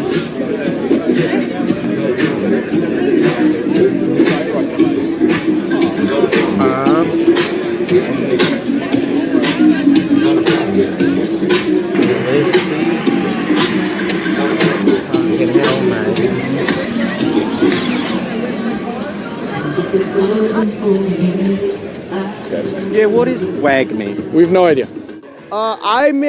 I did really good with a crypto. It was called Elon One. Elon One. Yeah, I don't know. My friend told me to put some money in it, and next thing you know, it was at 50 grand, and it was a pretty cool thing, you know, to get the ball rolling, you know. I started a little bit of success. I put $1,000 into it, turned into 50 grand. I was like, whoa, this thing is crazy. Yeah. Like, where are you at with your understanding of decentralization as a concept for crypto? I really don't understand it that much. I don't know, like... Yeah, it's a complicated one, right? Yeah. Yeah. But can you tell me what it is? Well, I understand it's a spectrum. Where are you from? I'm from Sydney, Australia. Oh, okay, I figured the Australian accent. To interview my friend, he's big time in crypto. Yeah, how you doing? I'm Christopher Barrios. I'm the admin of Wall Street Bets on Facebook. We're just here just celebrating crypto and everything about it. A lot of great people here organizing this great event, and was invited happily and just came. A lot of people missed Bitcoin when it was just 50 cents or whatever the price, $100. And right now these altcoins, they're just popping up and they have real utility that people can capitalize on and make a lot of money. Is it fair to say that these in-game, they're like in-game tokens? How decentralized are they really, do you think? Well, some of them claim to be decentralized, but to be honest, a lot of them they're just riding the wave. You got to really dive into these projects and really see which ones are really decentralized and they bring any utility or any support to the actual community. I've been looking at a project called Hex. Richard Hart. Are you familiar with the... Yes, I'm slightly familiar. There's a lot of people in my group promoting that coin and they're in the project. Me, I haven't really looked into it too much. Tell me a little bit about this guy. He's About the this most... guy? The only thing I've known, I've heard, is he's the most hated person on crypto. Do you know anything about Hex? I've heard of Hex. I've been mauled by the Hex army a couple times. Are we on camera right now? Are we on camera right now? Fire. Let's run an interview about Hex. Okay, all right. So what I know is that there's a lockup period, and you put money in. It generates some money that you pull money out. Very similar to Aave and like other interest-bearing tokens, but from what I understand, it's not solvent. There's not money to back the money that's printed and distributed to people. Richard Hart's Hex, right now I'm looking at, and they claim multiple audits from certain... Yeah. Hex, that's HEX? Precisely. Yeah. You're familiar with it? Yeah. Have you got an opinion? I personally don't think it's that good of a project. Can you say why? I don't exactly remember why it was not that good, but I just know that they were heavily shilling. And they even have like their own version of CoinMarketCap where it says Hex is like top 10. But they're just shady to me, you know what I mean? What kind of weight do you give to auditing services? Because often they have a disclaimer saying, yes, we audited this, and at the bottom they'll say it doesn't really mean shit. Yeah, it's similar to traditional finance. I actually worked in auditing before for a management consulting firm, but it's like there's levels to auditing. So you want really to have like a S-tier auditing firm, put their stamp of approval on it. You don't really want to have like these mid-tier auditing firms that are just saying it's good, but then it may not really pan out. I'm not entirely familiar with like the auditing process of Hex, but if they do have the consensus stamp of approval, that's very high. That's a very high weight. But if they have a bunch of these like random, like just small or boutique like auditing firms, like it may not be as reliable, the information that they're providing. With decentralization, I do believe that we may be able to lose that with more VCs coming in, more institutional buyers moving in, because they really want to control the space, whereas decentralization is mainly for like, the small people, the regular people, because, like there's strength in numbers.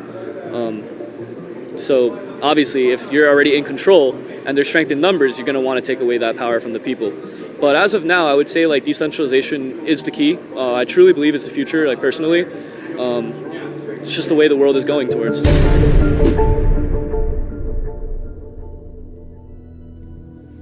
Tomo, mate, we have some serious competition here. Wow, Tomo, this is really beautiful. It's very well lit, it has nice angles. But who filmed this? And why wasn't I invited to the movie? Tom, mate, this is another bloody production, nothing to do with us, and it's pretty much going to leave us dead in the water. No, Tom. They have many beautiful cinematography. They have very good lighting. The equipment is probably very fancy, and they even have a budget. by a team, a professional organization. They have skills and a quality research team, even probably exclusive access to Richard Hart himself. But you know what they don't have, Tom? They don't have you. Tomo, mate, this is no time to get sentimental. We have essentially been overtaken overnight by the very people we're supposed to be investigating. This is really, really bad, mate. We might just need to stop, eh? Just go home and just stop. We made an epic fuck up, basically, and somebody should have been watching closer on the Twitters so that we knew what was going on in London and where all the hexagons were actually going to be, because either we got on the wrong fucking aeroplane, and, that's an administrative dilemma, I guess, that's put us in Miami instead of London, or the research team just haven't done a proper fucking job. Either way, can't complain. I'm on the beach, and like I say, it's rather nice here, apart from those bloody big gazebos. They're really fucking the view up, to be honest.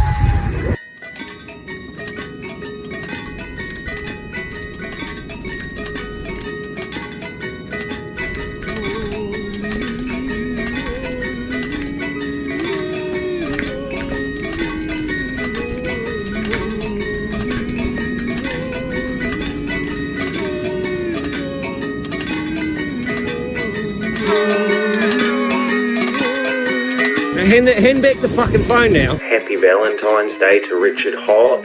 Oh, you about to make hexagons mad at me. Richard, come down, mate. Come down from your castle now. $71 billion in crypto has reportedly passed through the blockchain island Malta. Quick question, have you heard of Richard Hart? He's figured out a way to use the scam narrative in crypto to his advantage. Who's heard of Hex? The problem with NFTs, though, and could be the Achilles heel, and I don't know if it will be or not, is the self-dealing. He lives here in Malta. Okay, no problem. Thanks, mate. I know the gift, not the guy. Okay. Stop playing King, silly buggers. Fucking hell. Yeah, I haven't seen another project which has the mechanisms built in to enrich a particular, entity as much as Hex does. Originally, like most people, I was very enthused, and I bought some, and it went up. It's a joke, and the reason they look at Richard, and Richard can get away with saying he created a better Bitcoin, because he's not mincing words. He'll tell you straight up, this is a pump coin. Yes, please, if you've seen Tom in Sydney, please do let us know. We are concerned about him. We love him.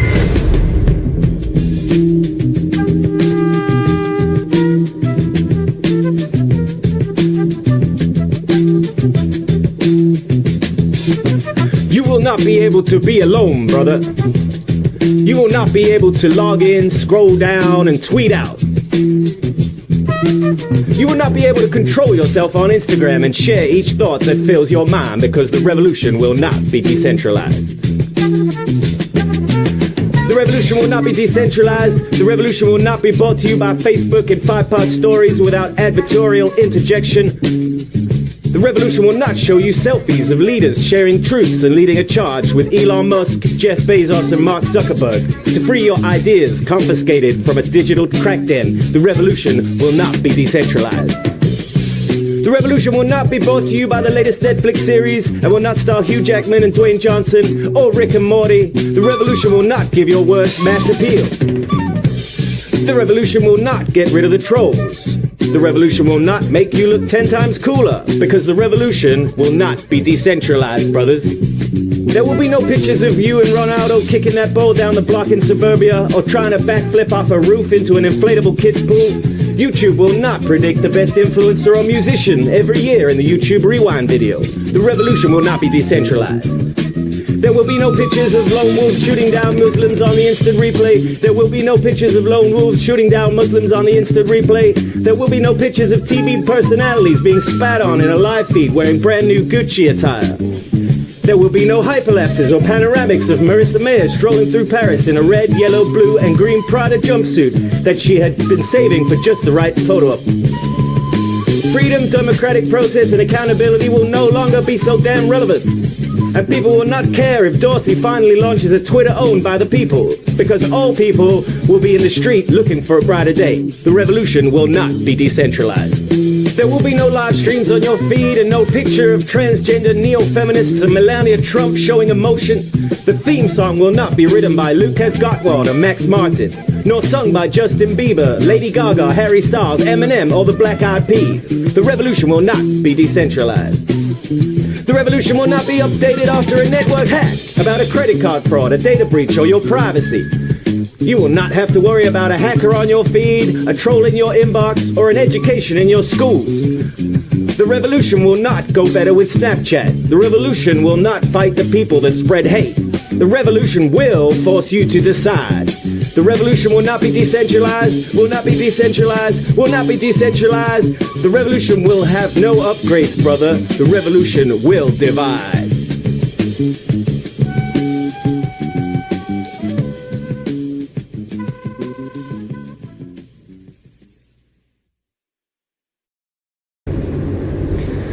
From the various projects that I'm investigating. What's that? Well, you know, right now obviously it's Hex. So whenever the price of Hex goes up or down or doesn't do anything at all interesting, then I get a notification on my telephone watch. And Tom, I have been wondering, have you been checking how it's going for Scooter?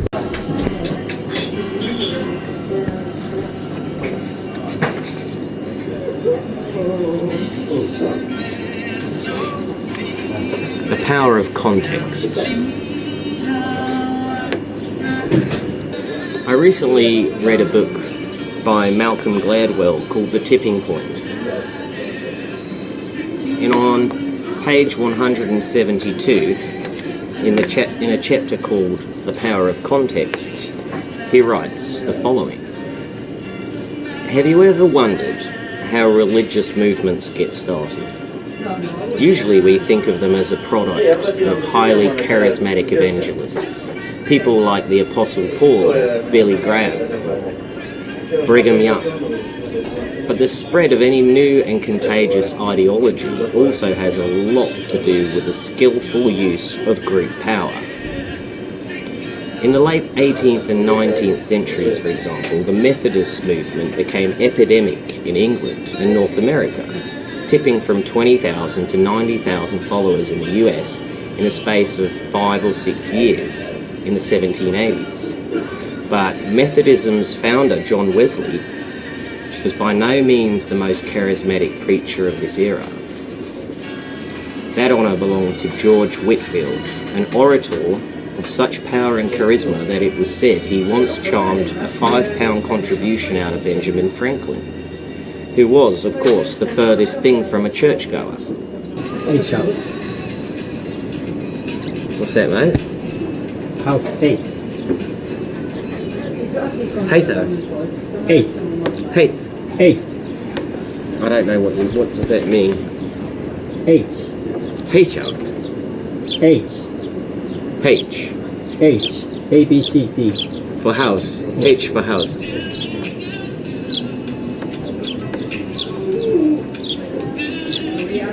Okay, now I get where you're coming from. That bloody big castle on the hill there. Yeah, I mean, that could make sense, actually. I mean, where else would a crypto billionaire live but in a H house that represented some sort of castle from medieval era?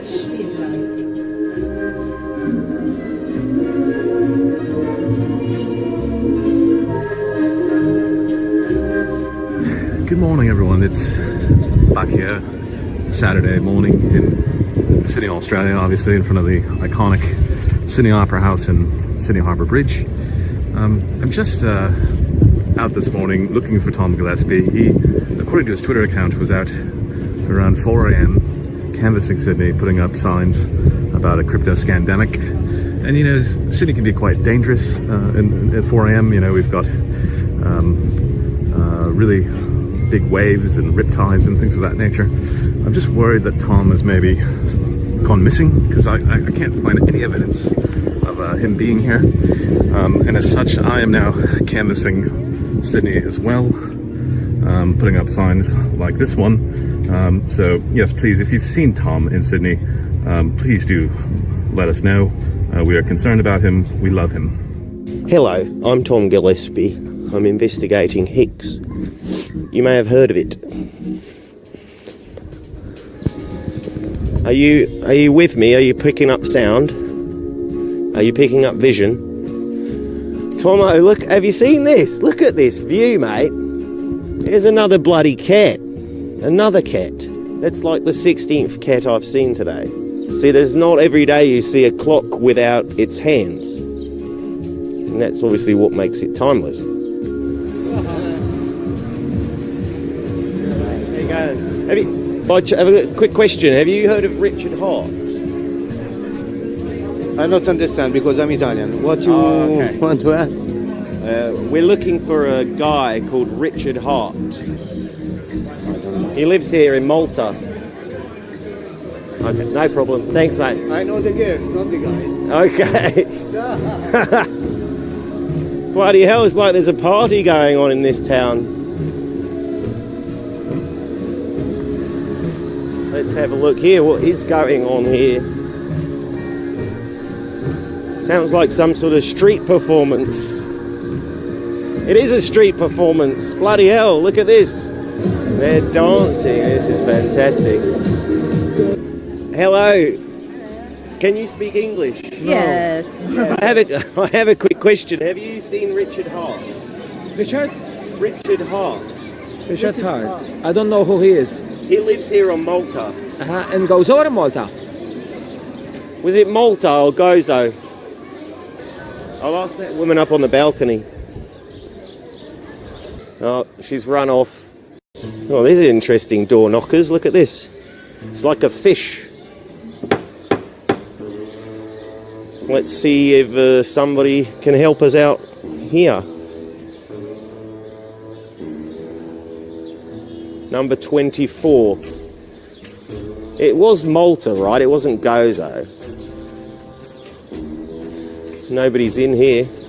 Look at some of these doors, aren't they fantastic? Look at that one. Anything could be behind that. You know. Har. Heart, mate. Heart. Oh wow, look at this. What a lovely little village vibe. There is a sort of run-down vibe though, isn't there? But this looks quite new. But on the other side it looks very old.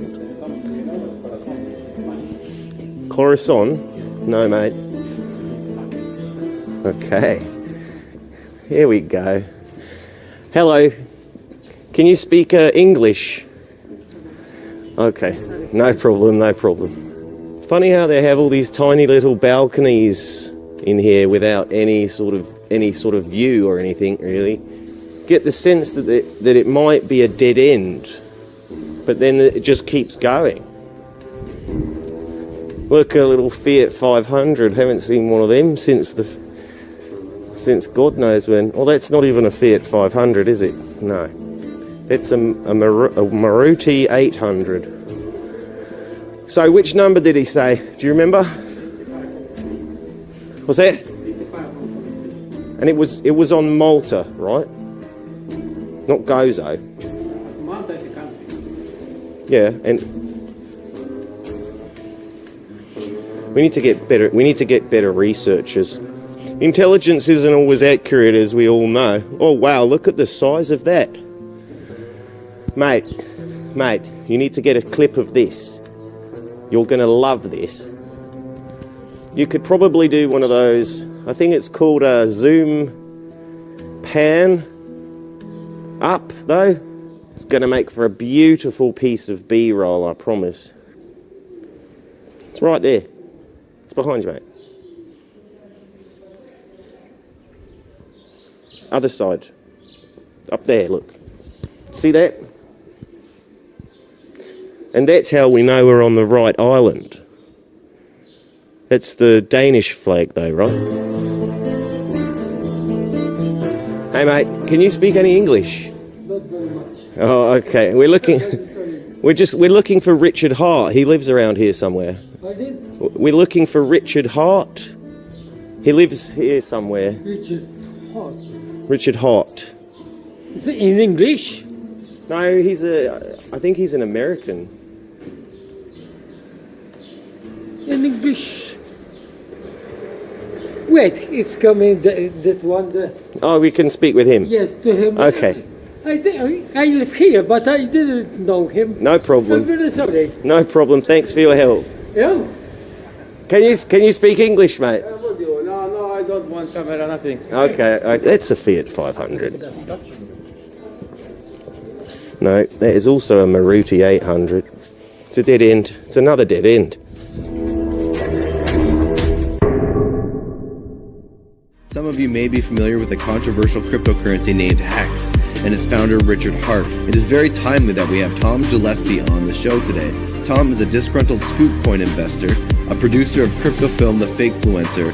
He is currently investigating Hex, PulseX, and their founder Richard Hart. So let's get right to it. Good morning, Tom, or good afternoon for you. We're in different time zones today. I appreciate you coming on to the Halvin Report podcast.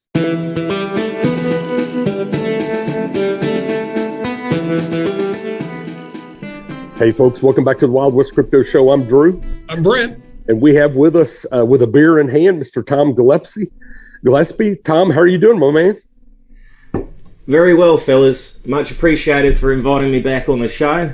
I mean, can you believe it? It's been nearly a year already since I was last with you guys. Exactly. Incredible. At that time, you were doing the Fakefluencer film, which, folks, if you go to Flix, FLIXX.net, you can see it on there. You can support Tom and his efforts. And Tom, wanted to reach back out to you. I know you're in Miami. It's too bad we didn't get to see you there, but you are now working on a documentary or film, investigative report, whatever you want to call it. Welcome to Rock the Block. I'm your host, John Block. We have a special guest in the house with us today. We have Mr. Tom Gillespie, who is a crypto scamdemic investigator. Tom, how are you today? Mate, all good, all good. Bloody early in the morning here, of course. It's just hit 5 a.m. Well, it's just past 5 a.m. So please excuse my outfit. I haven't actually gotten up out of bed yet. This is the first coffee I'm having of the day. So a load of people threw a lot of tokens or sacrificed a lot of other tokens and coins to basically populate this Hex token with some perceived value, as far as I can tell. I don't want to give too much away about who I've been speaking to, but I did get to speak to one of the lead devs on that project at the time of launch, who went on to leave the project just before it launched. You are now working on a documentary or film, investigative report, whatever you want to call it, on Richard Hart and Hex and his endeavors. I had publicly said that I think he's one of the smartest guys I've ever met in crypto. Very interesting. He's one of those guys that he's almost Donald Trumpish in that you really don't want to go pick a fight with him, because you throw a pebble and you're going to get a handful of them back at you. Which essentially means you have to do zero to no work. You can just introduce the token and then people can lock it up for a period of time. And then that's how new tokens come into existence. There's no work involved at all. No stress. I've been hanging out on Twitter, mainly on Twitter with the Hexicans for a good 4 or 5 months now. And there is a religiosity to the Hexican culture. They thought that maybe I might be the useful idiot that can help them market their token. And I thought, okay, that's quite fascinating. So I told them up front, quite early on, I said, I'm not here to advertise your token. I'm here to investigate your token. He is arguably the most hated figure in crypto. And that goes back, from what I've understood, that goes back to his earlier days as also a Bitcoin maxi that turned his back on that community to launch Hex. Oh, did I do something with the mic? I don't know, did you? I think I pulled it up, no? Okay. You're so heady. I think it's going to be fine. Should I do my talk button up? I'll do my talk button up. feels a little bit more special. So, good to see you. Hey mate, how you going? How's it going? I was just talking about you. Oh, So really? you're already filming. Yeah, he wanted to get it rolling. I've got my presentation on here. We have a backup, but you can use your computer as well if you want. Tom, how's it going? Those are crypto lawyers. They work in crypto in Malta. They have a lot of stories to tell. Tom is looking for crypto fraud stories. So go crazy, kids. Honestly, I don't have to look for crypto fraud stories. They find me. Exactly. What's your media? What's your? I'm documentarian. So I'm making a documentary currently investigating a project called Hex. Hex. You might have heard of it. It's called Hex. Hex, H-E-X. Sorry, I think the accent. Okay, Hex. Yes. Yes, I have it. Okay. Then it's going to be Tom. He's an investigative journalist from Australia doing a film. That is a very big step up in technology, in communities, empowering the people build the community. All the interest of everyone they are all aligned to go in the same direction. People doesn't have opposite interest. And for me, I do everything long term too. It's very idealistic thing and it's even a lifestyle. I try to mix it too. Investing everything with my social life, trying to mix everything. So like this, I find people really that I have more affinity with them. It's natural, you know what I mean? Welcome to Crypto Hub Malta. Welcome to Crypto Hub Malta. There we go.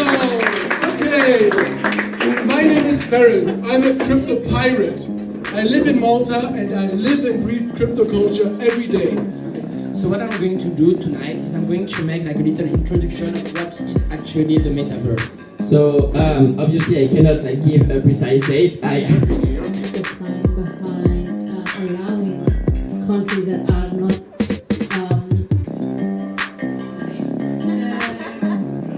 Now, the second speaker of the evening came a long way. He is an investigative journalist and filmmaker from Australia. And he's a very busy man because he's investigating fraud and scammy projects on blockchain. Please give a warm welcome to Tom. Thank you kindly, Ferris. Thank you kindly. I appreciate that. Decentralization is a spectrum. This is something that has come up numerous times over the last 2 years. So a maxi, not a Bitcoin maxi, but a general crypto maxi would suggest that decentralization is either on or off, right? It's either decentralized or it's not. But what I've learned is there is a spectrum. And most of the time, companies or groups of individuals that will launch a smart contract quite centralized will have an ambition to become decentralized in the near future. Whether it takes 6 months or 6 years is irrelevant, but they have the ambition. And these contracts or these organizations, they rely on that idea of a spectrum, a potential future achievement of full decentralization. I think it's a beautiful story for the crypto community to tap into, but I still think it leaves a lot of room for error. And I think arguably a lot of the time it leads to the kind of rug pulls, or not even rug pulls, but just like people get tired, right? They launch a contract, they have an ambition to become decentralized, but they get tired, or maybe they raise $200 million and fuck off. First of all, thank you for inviting me. Thank you for coming. Can I ask, why did you invite me? What do you mean? Why did you invite me? Why did you I was invite me to talking speak? to you, and I think it's a good idea that somebody is investigating the scams, because frankly, I mean, you know this. There's a lot of fishy projects in the open market, and I think fundamentally everything that can be destroyed by the truth deserves to be destroyed by the truth. So if you can identify something that is wrong, this should definitely be made public in a documentary, in a film, or in a public forum like we have here. Look, this is the funny thing. Like, I had some bear markets, right? Last week what happened with Luna and Terra. Every time it happens, every time you're caught in the storm, I call my friends, I say, this never happened before. I mean, I guess it happened before, but it feels wild every time when you're in the midst of it. I guess this is also why, you know, some people that see the opportunity to take advantage of certain situations. And I'm not necessarily talking about de facto scams, more what the last speaker was talking about, that you have different liquidity pools and different positions. So if you have leveraged liquidity mining, for example, this is like double and triple and quadruple the risk. So some people, they assess these open markets, they're decentralized, there's no KYC, everything goes, and then they push it just over the edge to take advantage of this. I think this is the most crazy thing, that people get tempted, both in the good and in the bad way. It's what it makes with you when you see an opportunity, even if you have no bad intentions. Exactly. I think what you're describing is the human nature aspect, right? I guess so. People never change. I mean, I guess the point that you're trying to make is what people can do with it, what the utility is of any project or any tool that you can use. Like, for example, okay, if you have the internet or if you have a computer without internet, it gets boring quite fast. Or imagine the internet completely empty. You have all the information, but there's no human to talk to anymore. I don't think the internet would be so interesting if there's no other people to interact with.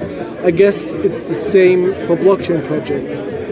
However, there are some problems to be solved, same as the internet, things that we take for granted.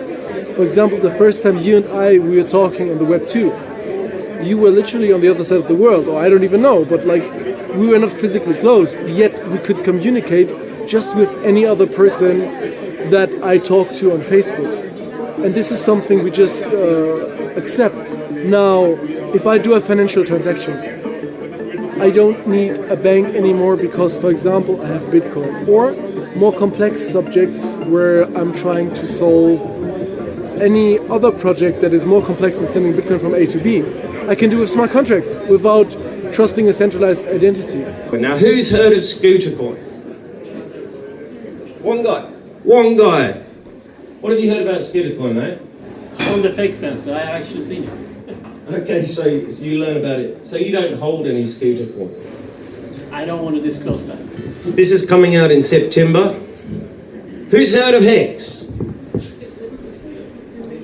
Here. Well, I've been looking at Hex for about 8-9 months now. I've conducted at least 50 interviews and I have spent way too much time on Twitter.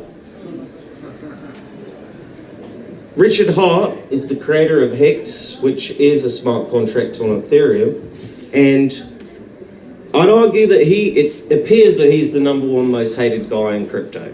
Now, who's heard of Richard Hart? Even less people than Hex, okay.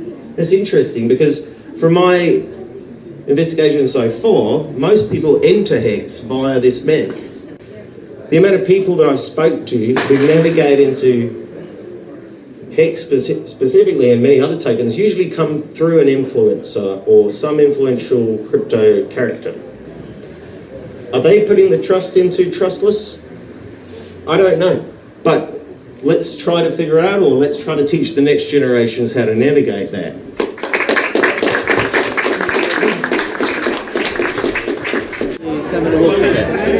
We can do we do a podcast as well. A podcast series. So we've had Angela Darby, which is a reader.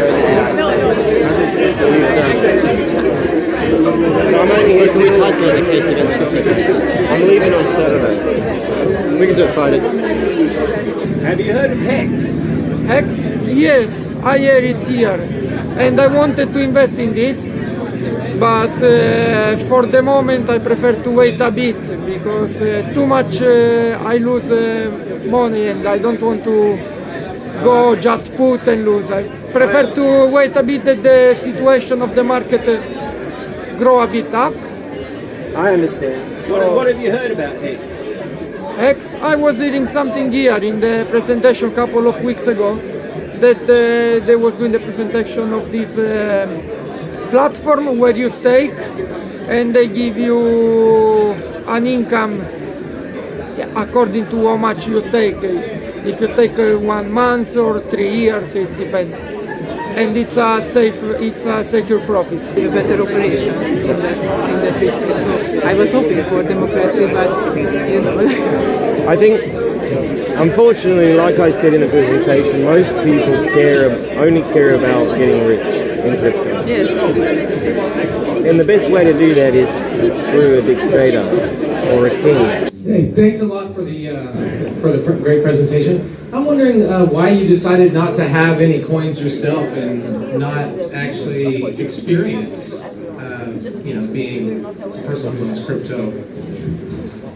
Well, it's very, very difficult to stay independent when you hold crypto, right? You tend to spiral down into some sort of weird utopian outlook on life where everything's going to be fine, and that's why I chose this graphic here, this one. The chains crashing. This is what I think. This is a great visual for what people believe about crypto.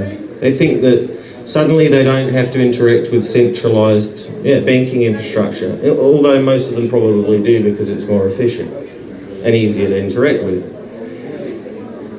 I'm trying to remain plural, but honestly, I saw some mad gains in some of the coins and I was very bloody tempted, but I decided not to.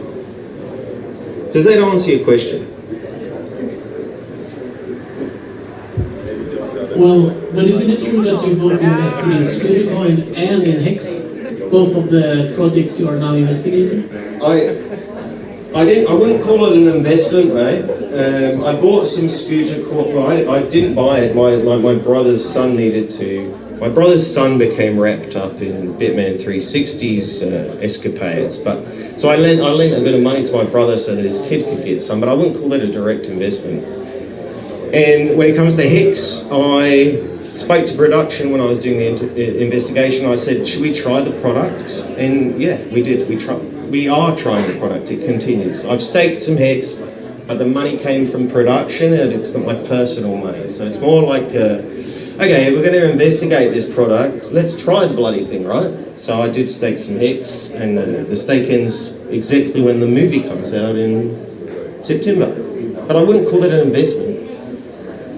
Does that answer your question, or are you still? I guess so. Yeah, so. Last question. Since you have studied so many scams, what advice would you give to someone who wants to build a scam to pull it off really? What are the perfect ingredients for a scam? Not that I want to, it's not for me, it's for a friend.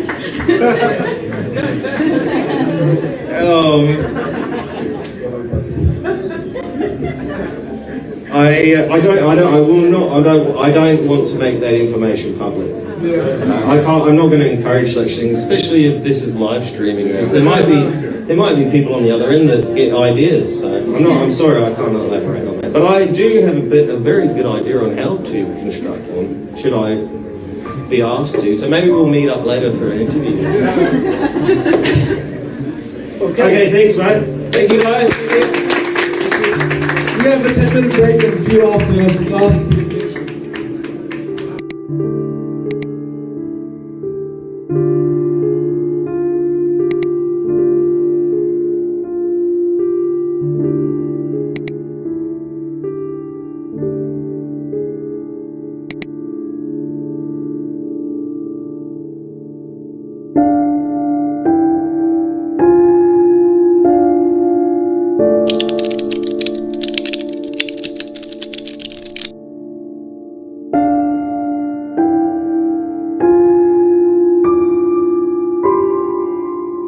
Telegram is best for me.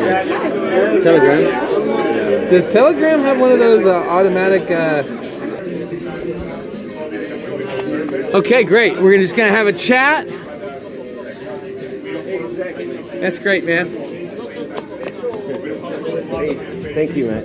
I appreciate it. Oh, it's a real pleasure. I think not enough voices that are, trying to look at things objectively. When you're talking about communities and you identified that piece, it's really all about communities, and especially in NFTs, but also crypto. And this is where the tribes come in, and the apes, which is why it's really good art. Seneca made that art, and the apes and Bored Ape Yacht Club was kind of a representation of what was going on in the background with, you have these apes, like these kind of dumb figures that have yachts, and yet at the same time it's kind of a community of at that time guys, but people in this space. And there's a certain real community that's built through things like the IRL, the in real life events, and then having the same thing. It's like kids with the same baseball cards or whatever, right? You're both the same team, right? You're both interested in the Red Sox or the Wallabies, whatever it's Australian team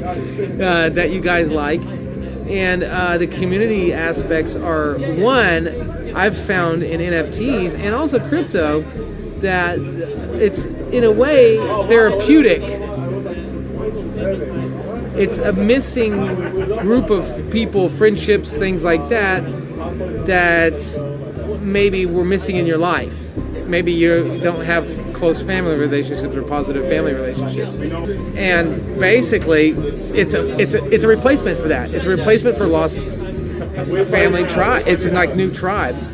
And it's kind of cool when you think about it, because it's around NFTs, especially around creativity, or with crypto around a different centralized idea, a different central idea that then carries these believers forward. And that's why it's different than a Ponzi scheme, because it's different in many ways. One, there's different use cases that actually make it viable, like a smart contract in Ethereum's case. Or the fact that you can't debase the Bitcoin like a traditional currency, but the possibility of communities forming around an idea, and this is in the virtual space, and then people just feel like they belong. They feel like they're special, and this has been marketed and used for marketing a lot with the coins. And the Bored Ape Yacht Club is a great example of that, where it's just selling exclusivity. Yeah. I mean, it's an interesting phenomenon. How long these communities will last is a different story. Where are we at in 5 years' time? Wow, that's a nice closer question, actually. Where are we at in 5 years' time with NFTs? NFTs will replace a lot of ownership verification systems, credentialing systems, and anything that can have a transfer of ownership can be mediated through an NFT. And since it's such an easy technology and so many people have gotten into, that'll be have a major influence on ownership and transfer of ownership. And then another area where it's having a major impact already is digital art and the transformation of art into digitalized spaces. And so you have now NFTs moving and doing lots of things, building on themselves in artificial intelligence. And so it's a nice connection between the people, like the starving artist who doesn't have the marketing and has to pay third parties, to have direct access to a whole bunch of clientele. And then also I see NFTs being a function of currency, a type of currency for young people. Now that's something people aren't talking about with NFTs, but it's a type of currency. It's a bartering system. Hey, you give me an ape and I'll give you a rabbit, right? And the ape and the rabbit are worth some externally connected currency, like US dollars. And so I give you an ape and you give me a rabbit, and it's all like nobody is regulating that. The problem with NFTs, though, and could be the Achilles heel, and I don't know if it will be or not, is the self-dealing. So selling the ape to yourself for a high amount of money. And that's not regulated. Whereas if you do that if I sold my own products to myself in like a business, I would be in trouble. But nobody in the NFT world's in trouble for that. You're describing pumpamentals. Pumpamentals, is that what it is? I love that you got all the buzzwords, man. That's a good label. Pumpamentals. It's my job. Yeah, so I see a lot of future for NFTs, and truthfully, I see a lot more future for NFTs in crypto because there's a super valid use for them. Like what we're doing, I'm getting ready to erase some student debt in the United States, erase it through NFTs and as digital badges that are sponsored. Just that would sponsor education, and then that as people on a merit-based system, as people achieve their education outcomes, then they get cryptocurrency and these NFT awards badges. And so there's lots of different uses of NFTs in the real world, and I see it being a major success. And you might have picked it up when I was talking in my presentation about dictators versus democracy.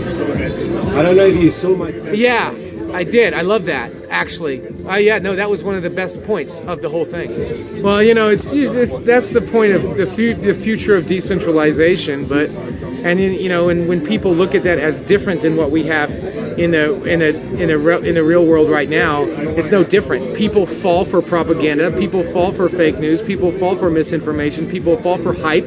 People fall for pumpamentals, whether it's a stock or whether it's an NFT, and so I don't see that human nature changing, unfortunately. But I do hope that it will correct itself and start to figure itself out. Yeah, good news. Yeah, no, we found his bloody castle, eh? Malta, it's on fucking Malta. Yeah, I know. Yeah, mate. Do you know why this is his house? What? Do you know why this is his house? Hang on a second, Tomo's asking me some stupid questions here. I'll phone you back. I know this is his house. This is his house? Yes. Okay. How do you know that? 2 reasons. First of all, he has the Danish flag on top of the house. Okay. And then the house looks like an ace. A what? An ace. A H? An H.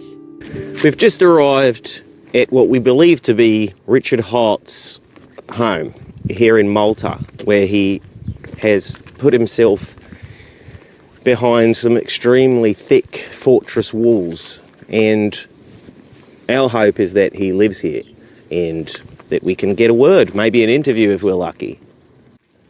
Senator Tom. Here, mate. I would stay here. Why is that? I'm afraid, There's no need to be afraid. It's trespassing. What? Trespassing. Well, one more time, mate. I can't understand a bloody word you're saying. Stress, what? Trespassing. Trespassing. See. Christ's sake. Look. What is it, mate? There it is. Jesus, is that him up there? I think so. Richard, mate. Richard, mate, come up. Richard Hart, mate, can you come down? Mate, come on. Don't be like that. Richard Hart, can you come down, mate? Can you come down? Bloody hell, Tomo, I think that's him. I think we've struck gold. Richard, come down, mate. Come down from your castle now. Stop playing king, silly buggers. Fucking hell, what the fuck is that? Jesus.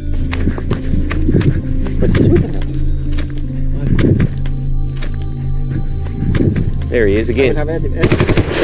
See, I'm not here to advertise your token, I'm here to investigate your token. Now, the thing with a lot of these projects in the crypto economy is that they are so bloody complex, not only technically, financially, but economic game theoretically. He hijacked the Bitcoin brand essentially and called this thing Bitcoin Hex in the early days. I think he pissed off a lot of people, made a lot of enemies, and he did that, from what I've come to understand, is because he could, and that's why he did it. Like, people go to university for upwards of 6 to 7 years to study this kind of stuff, and people are supposed to absorb this over Twitter, and in Telegram groups. It's just bloody ridiculous. It's ridiculous.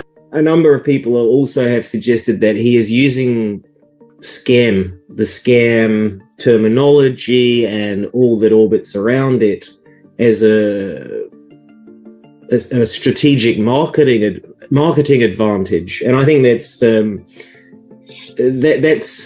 pretty typical of Richard, to be able to take something like that is typically a negative and spin it in a way that presents him and his project as a positive. And so when I reached out to him in 2019 for the interview about the Fakefluencer, I spoke to him for a good hour and a half or 2 hours there. And when I pinged him that first time on Telegram, I said, I want to talk about the crypto scamdemic, making a documentary. He was like, I'll talk about the crypto scamdemic for hours, mate. So, he even sent me 4K footage of him in his den there afterwards to use in the film. He's figured out a way to use the scam narrative in crypto to his advantage. And what it does actually is it's a little bit like this, all publicity is good publicity. Like, people need to be taught, like, as long as they're talking about you, he couldn't give a shit what they're saying. They just need to keep talking about it.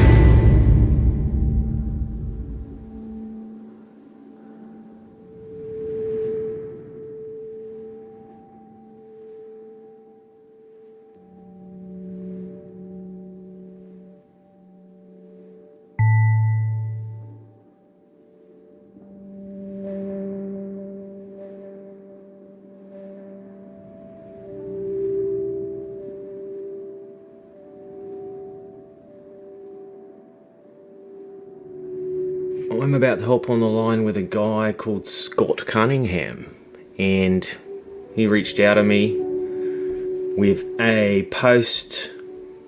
blog post that he created called Why I Sold All My Hex, and that was quite a lot of information actually, and it was posted a year ago. So let's see what he has to say for himself. He's coming on the line now.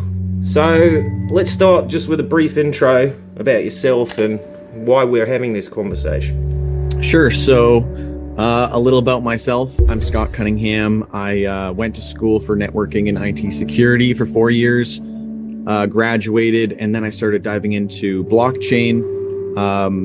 I work as a social media manager, and I wanted to start diving into crypto social media and blockchain social media. So I've been doing that for quite some time.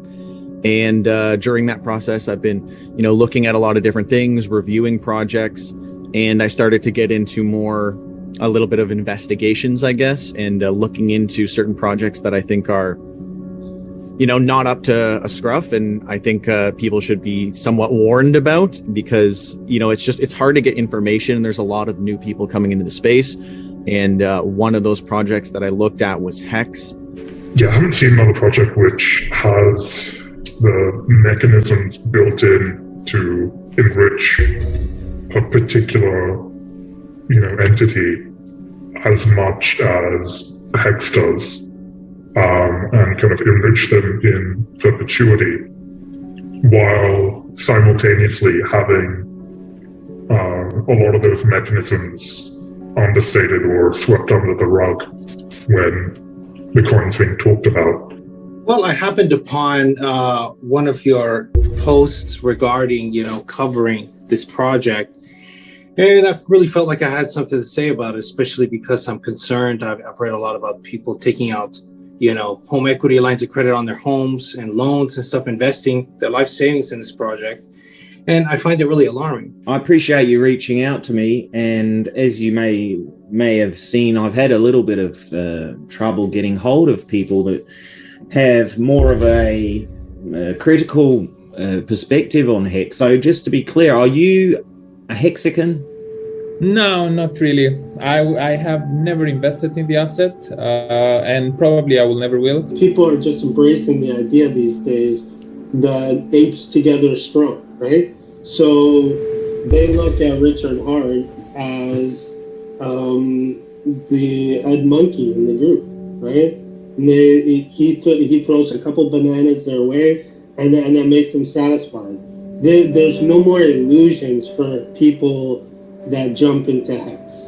People that get into Hex are very clear. It's a joke. Let me just start off by just saying my name's Lawrence, and I go under the pen name Lawsu. So I have written a few articles about Hex. When I did my 1-year stake, I left mostly because the Ethereum gas fees, and then also because I just started seeing things that were going on with Hex that just didn't feel right for me. I really didn't realize that there was such a avid, community around this. I saw it as something, I don't know if you're familiar with Trevon James, was a big proponent of BitConnect back in the day. Well, when Hex first came out, he was, still promoting Hex. So everybody saw it as, pretty much the same thing. And when I made these videos and I see people comment, I noticed, like you mentioned, kind of a juvenile, approach to it. Like just the way they speak, you could tell that they don't have a lot of experience within crypto. The responses are personal attacks. They're not explanations of why I'm wrong. They're just very flat and very targeted. And it's very surprising to see that in the community. There are people, that will sort the ranking of coins based on market cap, and there are other people that will sort based on how many active addresses there are, because they believe, that probably if there are many addresses on the game, then it means that there are many holders. So it means that, the network is bigger. So probably it has a larger potential, I would say. You could argue that this toxic community is somehow not part of Richard Heart. Like they're two separate entities, right? So maybe he just created this great project and the community is toxic, but that's usually not the case. The community creates itself off of the creator. Originally, like most people, I was very enthused and I bought some and it went up. But as I looked into it a little bit more, I decided that I didn't think it was ethical and good for me to be invested in any amount or endorsing it tacitly by being invested. And so I did a more deep dive and then I posted that post. The origin address, had at one point over 90% of the supply. I don't know what the current supply looks like, but I would imagine it's pretty similar. So, I'd say from that standpoint, my concerns about Hex have come true. But, obviously the price has done a lot better than I thought it would have, and the market cap has done a lot better than I thought it would have. So there are people that have made, significant amounts of money off it. And that's something that, is a bit contrary to what I was expecting to happen. It's a joke. And the reason they look at Richard, and Richard can get away with saying he created a better Bitcoin, because he's not mincing words. He'll tell you straight up, this is a pump coin. It's going to pump harder than Bitcoin. It's going to pump harder than anything out there.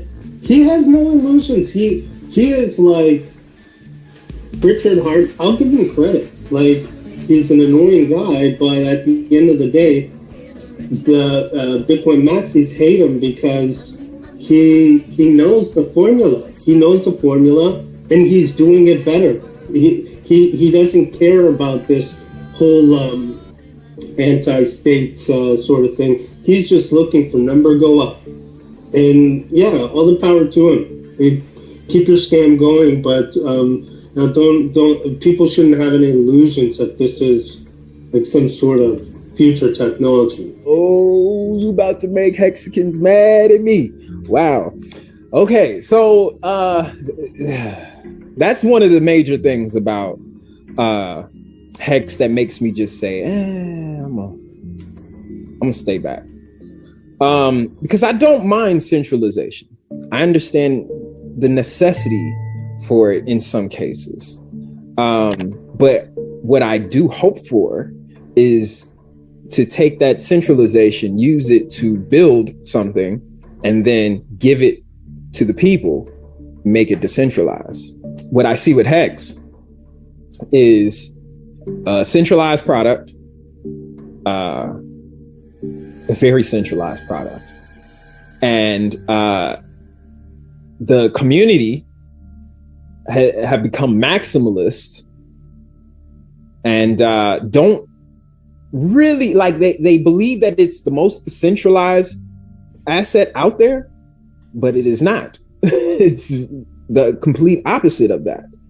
I would say that it's like way on the end where it's like centralized, but it could be decentralized if Richard was willing to allow the community to have it. What I figure the issue is that Richard doesn't trust his own community. To create a valuable asset, trust is the most valuable characteristic. He's not trusting his community, and his community puts far too much trust in him, almost blindly. And when he's talking about Pumpamentals, he's saying that the way that Hex is designed is that it's going to pump, which you could argue maybe is true or not. At least it was designed in the code originally to be that way. And this can't really happen anymore because the flush address, the printing of Hex was only for the first year. But within the first year, there were specific days when, and I've marked this all in the article, specific days when, millions of dollars worth would be withdrawn. And shortly after, we would see massive pumps on Hex. I think the fact that the token sales were deliberately misrepresented as something other than a token sale makes Hex a scam. I think that's a sort of a lower level of scam to if the origin address were to just simply sell all the coins and kind of leave no value for everyone holding the bags, if you will. So I think it is already a scam, but it has the potential to be even more of a scam if certain actions are taken by the origin address. This is a cash-in. He's cashing in on the fad of decentralization. Everybody's cashing in on the fad of decentralization. I was in a room yesterday criticizing NFTs with a bunch of NFT lovers, and the whole thing was revolved around the idea that, for the first time in history, the art scene has become decentralized, and regular artists can enter too, like they never could in the past. Come on, man. Like, seriously? It doesn't change anything. If in the past, people, certain artists could not get their art purchased by, say, big-time art collectors, why is that? And we need to ask why the buyers didn't buy. Not how to make it easier for people to sell. What makes your art special, right? So I think decentralization is being pushed as some sort of new thing that adds, a new flavor, a new sliced bread sort of take on everything. And it's just a fad. It's not real, and it's people cashing in.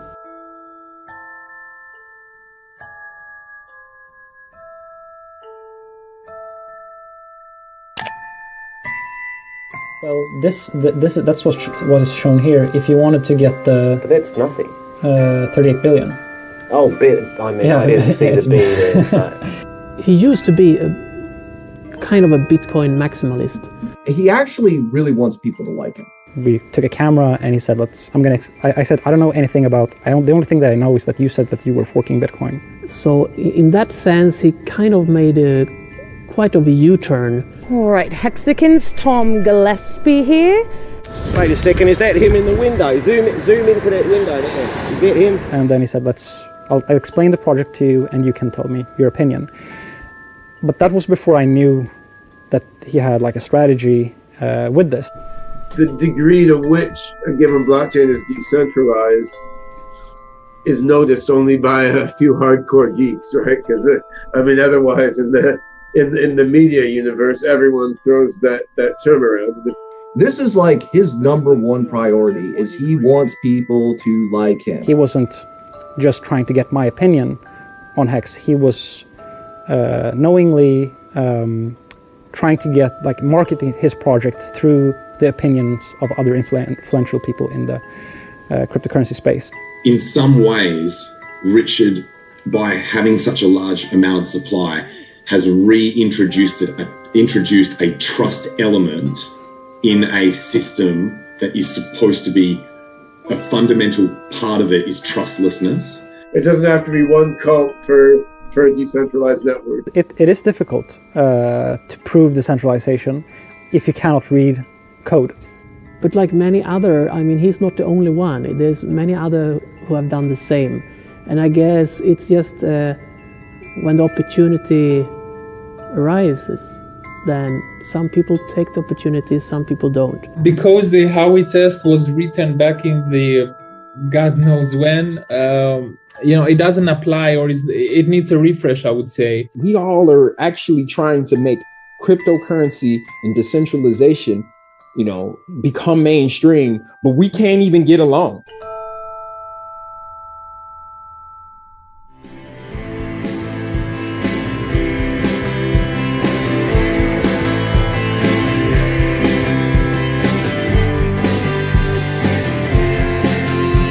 The network ate through me, the data, it tracked me, the fake news convinced me, I'm lonely, please like me, new leaders persuade me, your platform is social, your algos can reason, in a world in which you spin. I feed you my selfish, so you can deepfake me, to sell me and profit with no thoughts of joining you. Yeah, this feed is our nutrient, my data, your product, while memes grow, the foolish ones now working for nothing. No online sharing, machine surveillance, they know our weakness, and it's time for something more decentralized.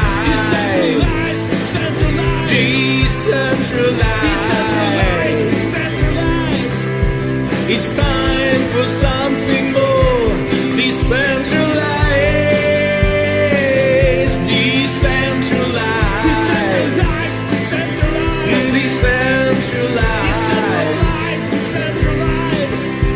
It's time for something more decentralized.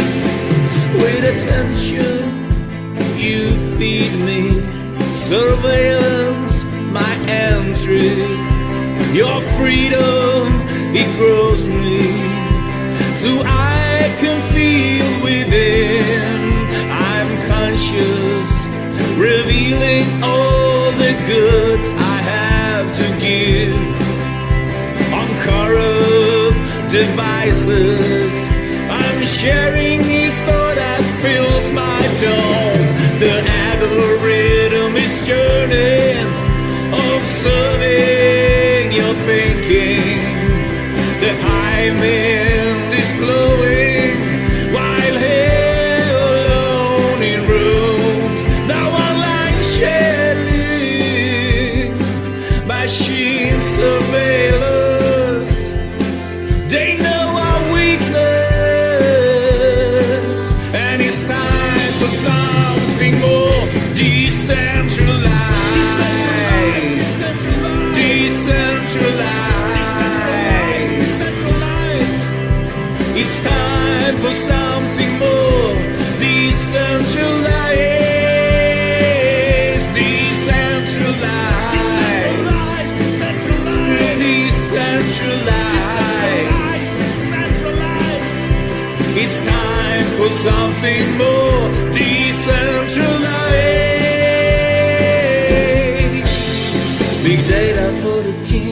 when we all sign in, when we all sign in. Big data for the kings, when we all sign in, when we all sign in. Big data for the kings, when we all sign in, when we all sign in. Big data for the kings, when we all sign in, when we all sign in. Decentralized, decentralized.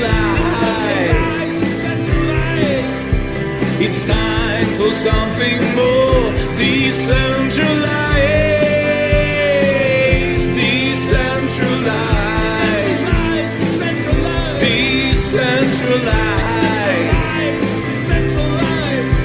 It's time for something more decentralized, decentralized.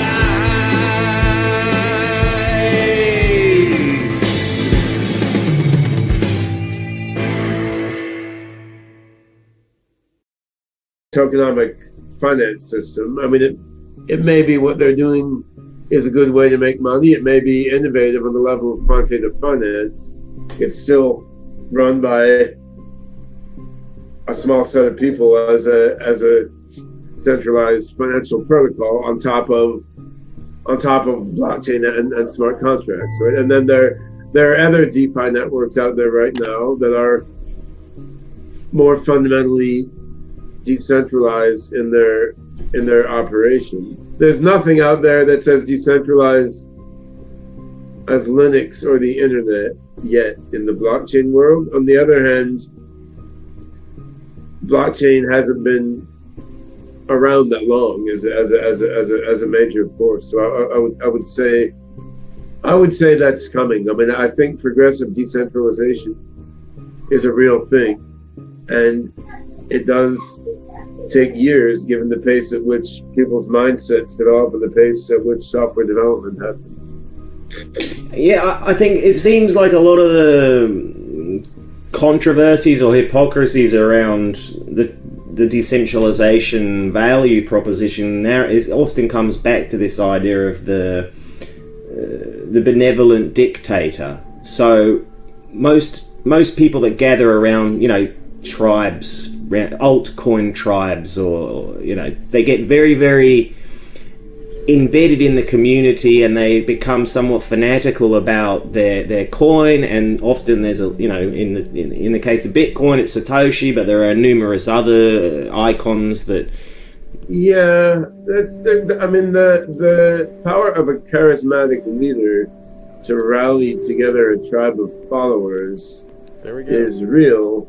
On the other hand, when it becomes big enough, and if it's architected well enough, a decentralized protocol, a decentralized network can host a variety of different cults and charismatic leaders within it. It doesn't have to be one cult for a decentralized network. There are some things that I didn't understand initially about Hex that I can sympathize more with today. Like, for instance, the argument that when you stake Hex, like in my opinion, and why the reason why I call it the dumbest fucking thing that I've ever heard in my entire life, was because staking Hex doesn't secure any blockchain. Like, when you stake Ethereum, you are participating in the proof of stake consensus algorithm, and you are providing security to the Ethereum system. So that makes sense to pay people to do that type of activity in Ethereum tokens. Or you're providing liquidity to DeFi protocol, and other people can leverage that to get a better price for the assets that they're trading, or they can get leverage when they trade. So those things make sense to have a yield for. But in the Hex system, you're just locking up your Hex tokens, and then you get more Hex tokens. Why? Like, what's the purpose of that? That's why I think it's pretty stupid, like pointless thing.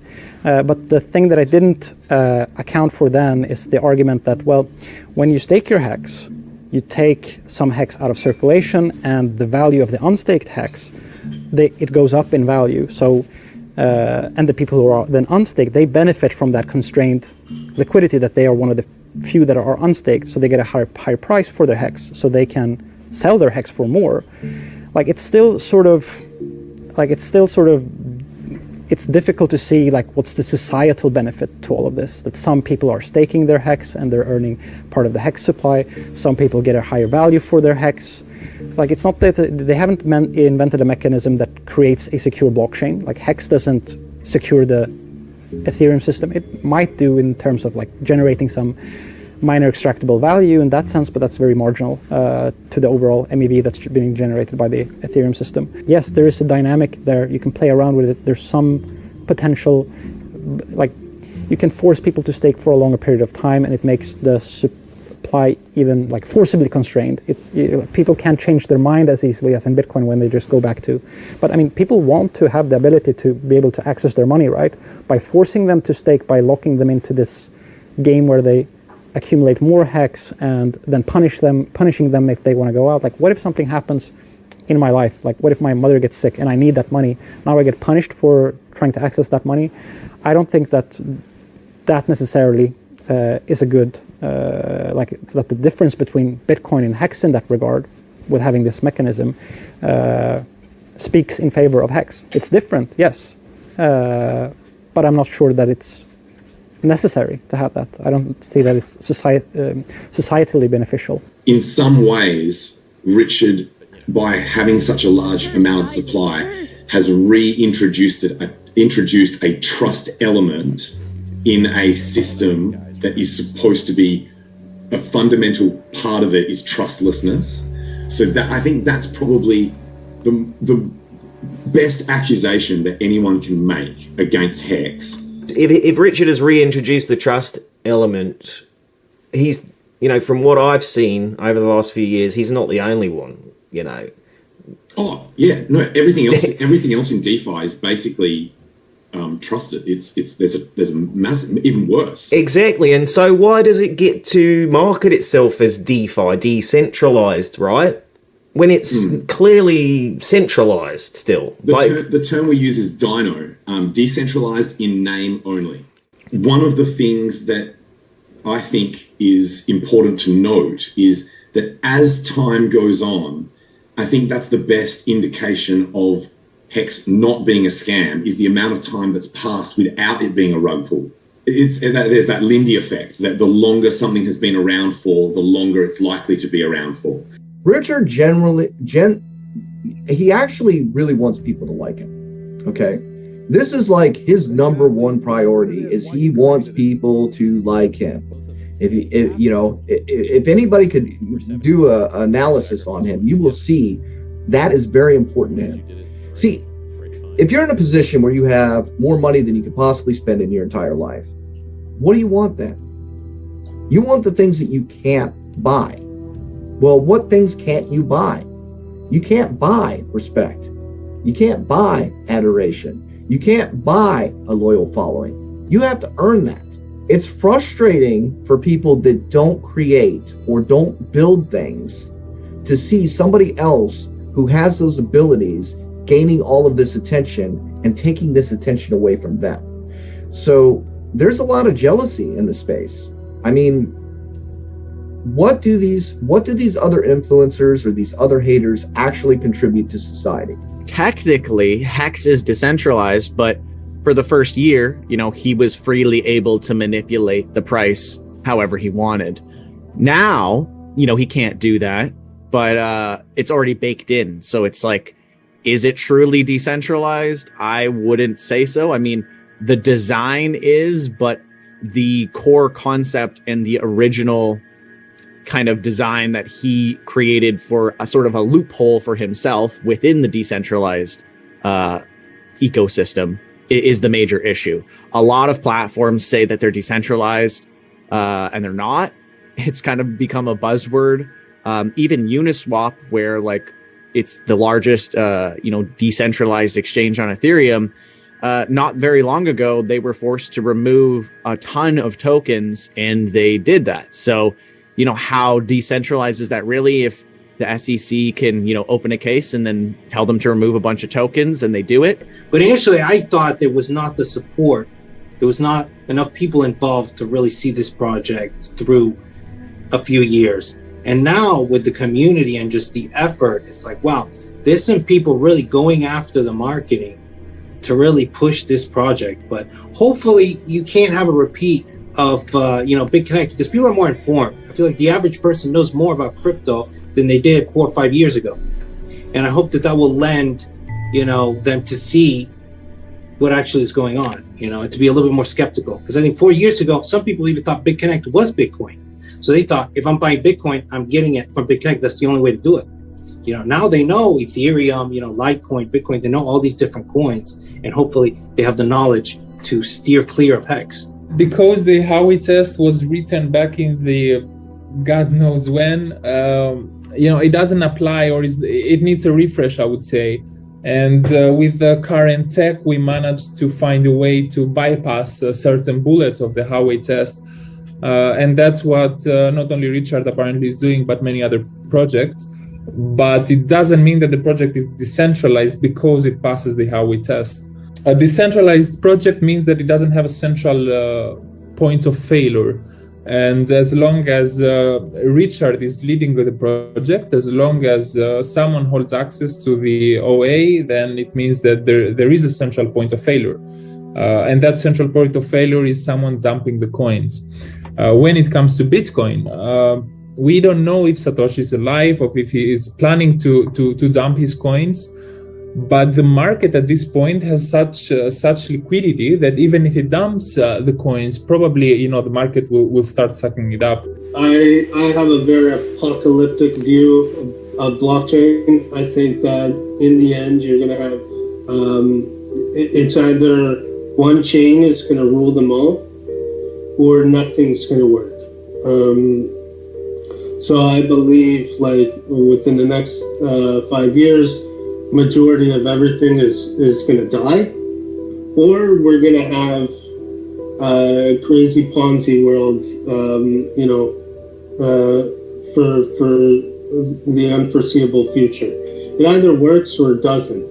And the only thing that I can see actually taking the mantle of this zero-sum game is whichever blockchain can scale. We all are actually trying to make cryptocurrency and decentralization, become mainstream, but we can't even get along. We can't even work together. We're fighting each other all the time. Once Hex can change its direction as far as the toxicity goes, I think it can actually grow even more. Pulse Chain could grow a lot just based on being collaborative. Like, I see all these people mad and upset because there's going to be people outside of the quote unquote Hex community building on Pulse. And I'm like, that's awesome. Like, welcome it. Make bridges. Don't burn them down. Because if you keep burning down your bridges, you're going to be on an island. And when the hurricane comes, what you going to do? What you going to do? Where you going to go? You know what I'm saying? And then you're stuck, and it could all fall apart, just like BitConnect. Hey y'all, here's Tom the Lesbian. I just arrived in New York. I'm gonna do some investigation for the Hex conference. I hear there's some NASCAR races going on, and we're gonna investigate even further. Since 2 years I'm doing a lot of investigation, haven't found out anything, just stay tuned for more.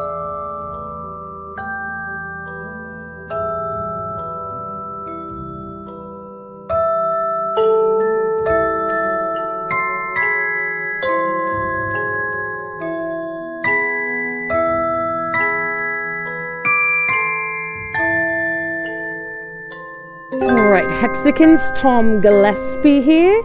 As you know, I've been investigating the scandemic that is Hex. Despite all the controversies on the Twitters, I have landed the most exclusive interview with a top-tier whale in the Hexican community.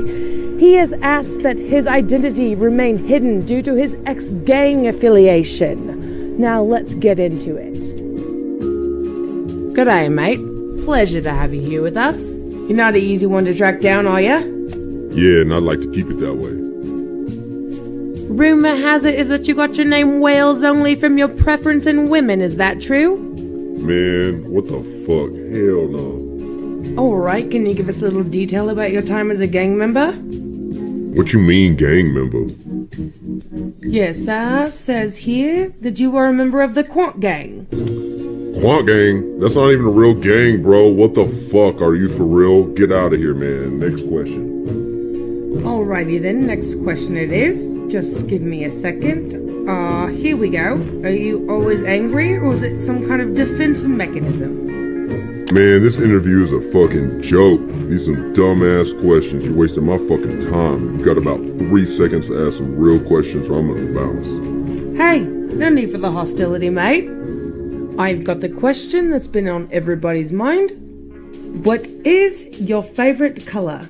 Alright, I'm over this. Man, this is fucking stupid. All right, well, that wraps up today's interview. Don't think it could have gone any better. Now tune in next week till we see how many people can block us on the Twitters. All right. Oh, that's the fucking this gave me a scooter coin! Just give me a moment there. I've just got to do something here. Hang on a second.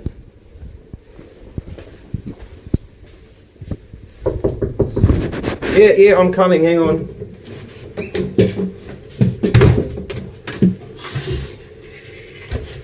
Fuck's sake. Who is it? Is it Tomo? Tomo. Hey. How you going? Having a bit of a trouble here. I've dropped the tweezers into extremely hot water in the sink here, so I can't get them without burning my fingertips. What did you drop in there? The tweezers, my eyebrow tweezers. Tweezers. For tweezing eyebrow hairs that you don't want. Usually they congregate just there in the middle. No, senor, you can go unibrown. It's very popular in Spain. Picking that up? Unicolor. See, it's very popular in Spain. Didn't quite, yeah. Listen to me, senor Tom. It Unibrown. is. No, you're right. It is. In Italy as well. Some parts of Australia are even. Never mind, I've put a coffee on. Also, I popped down the shop just recently. There's a shop called Ika, and basically I don't know where you want to put that, but I'll just put it there. You get 4 soaps, perfume-free soaps. I think I paid just under $1.50 for 4 soaps. That's actually quite a lot of value there. If you need a soap. To the extent of $1 here in Sweden. No, but I did the calculation, the exchange rate. Okay, so you're paying in Swedish crowns. Yes. Yes, because is that recently you said I paid $1.50. No, just under $1.50. Yes. So that's not correct, huh? Well, I mean, it's not accurate, but we so deal you with. should have said I paid equivalent to $1.50, right? Well, it was under $1.50, so it's not equivalent to anything, mate. Do you want a coffee? I've just poured. Thank you. No, thank you. I'm fine. Thank You want 2 sugars or 1? Senor, I don't want any coffee. Okay. There's someone at the door there. No one there, but they've left a book. D. Carla, Honom, Bitcoin, Mill, John, Oren. That's it. You recognise that guy? I have seen him somewhere, yes. Apparently he's called Jessica Dunkers. Looks like a man. But we're in Sweden, maybe it's a female, maybe it's a male name here. Yeah, Jessica might be like one of those names that can be used through a man. Like Jamie? It's in Swedish, so it's not really going to be any use to me until my Swedish gets a little bit better. Well, they got a couple of movies, a couple of DVDs in here, Tomo. That's old school. That's pretty cool, eh? Something called The Reader. I fancy myself as a bit of a reader as well. Do you read, Tomo? Books? Well, no, DVDs. DVD. Read DVDs. I read this post today called you may not be the best poker player, but you can at least pick the dumbest table, and that choosing what table you sit at is at least as important as how well you play. We are now on a Jimmy red Song, light. Again, Richard if this Hart, gets to a red light, Tone Ways, and me in 2017 in, I don't remember what date, but in August, I think. Yeah, so I was at an event in 2018, I think it was, yeah. And there, it was in Stockholm, and I met Richard Hart on this event. And we spent some time talking just between two presentations, and he told me about his plan to launch something. What I remember, it was called Bitcoin Hex at that time, not too far away from when Bitcoin Cash and Bitcoin Gold, I think, was released as forks of Bitcoin blockchain. And he had some innovative idea on how he wanted to launch his own token, but still somehow based on the Bitcoin blockchain. So the distribution would be similar to Bitcoin Cash and Bitcoin Gold. Now it's quite a few years ago, so I guess things have changed since then. But at that time, what I remember was it was more like, well, if they could do it, and I refer to the Bitcoin Cash team or the guys behind Bitcoin Cash and Bitcoin Gold, if they could do it, I mean, I could do it. That's more or less how he phrased it. That why not do it? Everyone else is doing it, so why not do it? And I mean, he had a knowledge and the skill and the experience, so yeah, he went for it, and it seems he have been successful in it. Okay, so Hex exists purely because it can. Isn't everything that way? I mean, at least Satoshi Vision, Craig Wright's creation, is definitely just because he could, and so he did. I mean, anyone can create an altcoin, anyone can create a token. So if you have influence, if you have followers or a community of people that believes in you and what you want to create or make, then why not? In this time at 2018, when I met him in Stockholm, we didn't get that much time to talk. I mean, there was so many other who wanted to talk to him as well and so on. But I did actually have a chance a year earlier in 2017 already to have a longer discussion on a live show on Crypto Network, something on YouTube. And at that time, everything was about Bitcoin Cash, and I remember him being kind of negative towards the whole big blocker Bitcoin Cash fork. So it's kind of interesting that he actually did release just 2 years later his own kind of fork.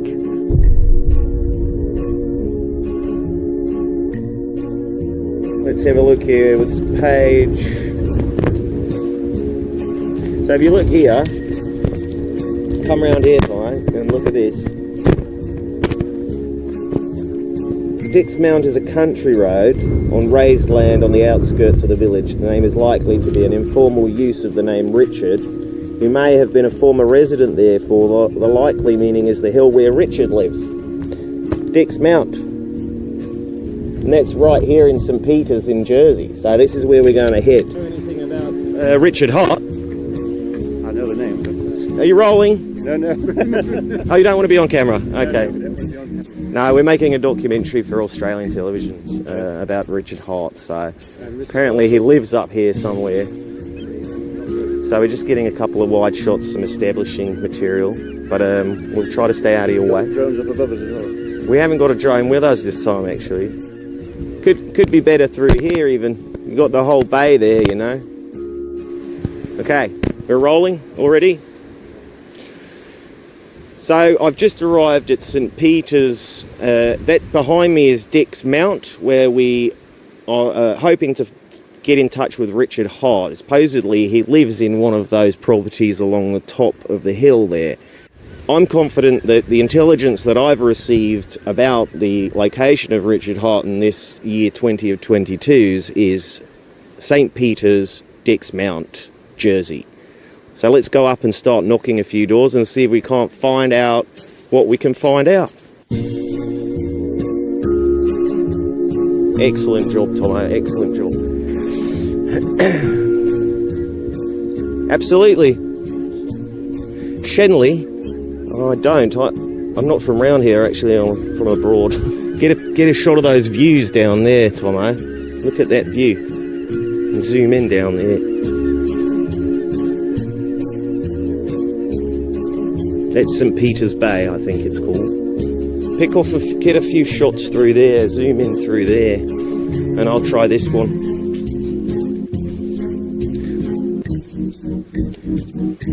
Infinity Household. Yeah, g'day, Tom Gillespie here from Australian Television. I'm looking to find a Mr. Richard Hart. Is he in? Hart. Bill, there's another one here asking about him.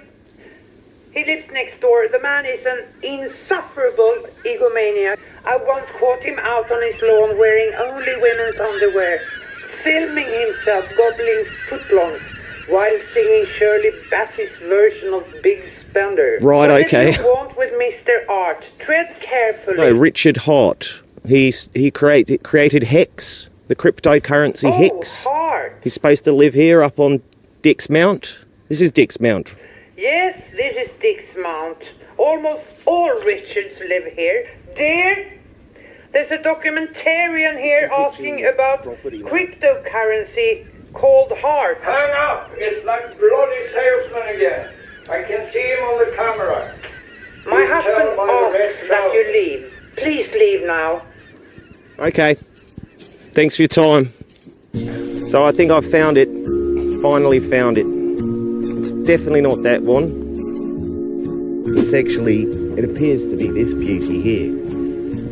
I'll let you have a peek through the gate. Now, I don't know how long Richard Hart's been living here, of course, but as you can see, it's got a certain sort of establishment about it that's very Richard Harty. See if anyone's in. Swing the camera around, mate, so you can see the house. Art residence? Yeah, hello. Hello. Yeah, it's Tom Gillespie here. I'm inquiring about a Mr. Richard Hart. What on earth makes you think he lives here? This property is not formally registered anywhere on the planet, and it will do you a service to get off my property immediately, else I shall set the dogs upon you. Right. I'm powering up my chainsaw now. Okay, mate. Okay. Right, calm down. No, Australian Television. Yeah, we're making a documentary about Richard You Hart. don't even sound Austrian. It's people like you that make it extremely difficult for people like me to go unnoticed in this world.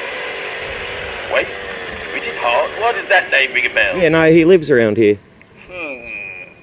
Yeah, this is Dick's Mount, right? You mean Richard Hart, the serial entrepreneur, author, YouTube, and philanthropist, and founder of Hex? That's a few houses down, the one with the red maple at the entrance. It's like we might be in the wrong place. Thanks for your help. Thank you. Sid, my love, we used to play hide and sausage together. Hello. No. Just doing a bit of research. No, we're up here at Dick's Mount now. Yeah, he's supposed to live up here. Well, we've tried a couple of houses already, but no luck so far. Yes, I'm bloody certain. Yeah, all right, okay, see ya. Yeah, g'day. It's Tom Gillespie here from Australian Television. I'm investigating a Richard Hart of Hex, and I believe he lives here. Here we go again. I'm not Richard Hart, serial entrepreneur, author, YouTuber, philanthropist. You can tell Richard from me, his stupid documentary is not going to make his okay, but better. I fucking hate this shit. Yeah, all right, mate, Get calm off my down. property right now. Leave me. Take your stupid red pants with you. Yeah, I see you, man. Okay then, no problem. Thank you for your He doesn't time. have a fucking chance of beating me out of this bear market. Jesus Christ. He used to be a kind of a Bitcoin maximalist, only referring to Bitcoin as the real digital currency, the real decentralized blockchain, and so forth. So in that sense, he kind of made quite of a U-turn when he's launching his own blockchains and networks and coins and tokens and whatever it is. So But like many other, I mean, he's not the only one. There's many other who have done the same. And I guess it's just when the opportunity arises, then some people take the opportunity, some people don't. I don't see anything wrong in that, as long as it's a fair game, that everyone has a fair chance to, for example, read and understand the source code or the white paper, or understand how the fundamentals of the system work. How do you think Richard feels about constantly being called a scammer? Do you think it gets to him at all?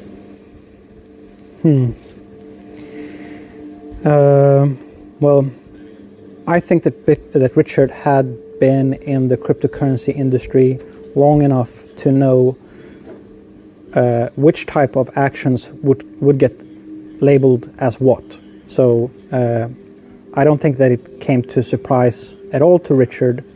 Well, maybe he did get like so in love with his own project that he genuinely thought that, because with me, when he had the interview with me, like he was saying to me multiple times, like I genuinely think that I've invented something new here. And I was like, Richard, you told me back in 2018 that you were just forking Bitcoin like for the heck of it, right? And now you've created this. Now all of a sudden, your creation is like a miracle from God. Like how is that just marketing tactic, or do you genuinely believe that? And for a long time, I thought that this was just a marketing tactic by Richard. But having like spoken to Richard multiple times since then, like on the phone, I do think that he does actually think that what he has created is revolutionary. So he has either swallowed his own marketing material to the extent that he actually believes, and I think that that's the case. So like if you would have gone back a couple of years and you said, Richard, what would you have thought about a guy that created a token and then he controlled 90% of the supply of that token, and in order to get that token, you had to send like hundreds of millions of dollars worth of ether to a specific address that somebody controlled, and that money just gets siphoned out of the system, and then you have this sort of redundant circular game where people are staking to earn more of the same token. Like, what would you think about that type of game where somebody owns 90% of the supply, and then he was like, oh, this sounds like somebody's probably trying to create some type of Ponzi or some type of scam. Like he would probably have thought that himself. But now that he has created this thing himself and he has thought about it for a very long time, I think that he thinks that Hex fits into a specific category of a pumpamental game that does not shouldn't be labeled as such. So I think that Richard is genuine in some way when he boasts this innovation as revolutionary in some way. So I think that he is being genuine when he says that, but I think that he has spent so much time on it that maybe there's like a curse of falling in love with your own invention. Like if you spend a lot of time on something, it's your baby, right? And he has done a lot of work on it, like getting someone to code the thing, audit the thing. It has never been exploited. The Hex system has never been exploited. It is transparent. Tons of other DeFi protocols have rug pulls and exploits and oracles and centralized components to it. The only point of centralization in the Hex system is the massive amounts of supply that Richard owns. But technically speaking, there isn't this reliance on centralized oracle feeds or anything like that. So there's some parts, like there's some elegancy to the Hex design that other projects that exist out there don't have. So maybe for that reason, that's the reason why he feels that he shouldn't get criticized. And he made like the creator of the Hex project, they made hundreds of millions of dollars in what they sold the Hex tokens for, and all of it went to an address that said like, this is the product is finished, and we're just going to take the money and do nothing now. Well, maybe we're going to market the project, but we're not going to innovate. Like we're not going to develop the thing anymore. Like it's finished. So I think that's pretty unusual that a DeFi founder raises that much capital for himself and then just leaves the project to be running on its own after that. How do you prove decentralization? How do you prove decentralization? If I'm looking at a project, I'm considering putting some coins in there. What's a quick way that a newcomer can identify these core? Yeah, it is difficult to prove decentralization if you cannot read code. If you can read and understand code, and you can run, for example, the Bitcoin client, and you can see what it does, and you can understand that the amounts of proof of work that is behind each block, that there's like these tokens aren't coming out of thin air. There's genuinely electricity being burned for almost equal the value.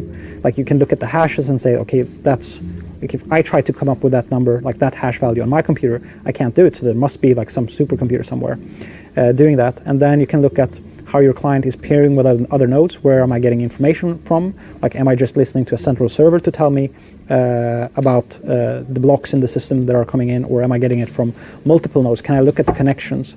So you need some. It's quite sophisticated. Yeah, I mean, if you want to prove the decentralized, like for yourself, you need to be a technical person. But if you're not a technical person, then you have to do your research about the project and speak to people that you believe to be legitimate to describe what is happening inside of this system. And so if you're not a technical person at all, it comes down to trusting people around you. But with the Bitcoin project and all the technical people, like, because the reality of the project is such that the client does, peer with tons of other nodes in the network, and there is proof of work behind each block, then the world can, like people in the world can understand that this project is decentralized. The storm will eventually run out of rain. Be patient while you wait for your sunshine to return. Makes sense, doesn't it, really? I've spent a year with the Hexicans, and in hindsight that was probably too long. But as you should know by now, longer pays better. My stake ends in just a few days' time. For fuck's sake. I will have the opportunity to end stake and reap my rewards, or restake, and for the love of Christ. I must have bought the top, as I was down about 70% for the majority of my stake period. It was only closer to the end that things got mildly more interesting. It's been largely a rather dull experience. But I guess that's the point. And I know what you're thinking. You're thinking, but Tom, is it a scam? It's not a scam. But as I like to call it, it is scamfrastructure. It's a word that I've invented.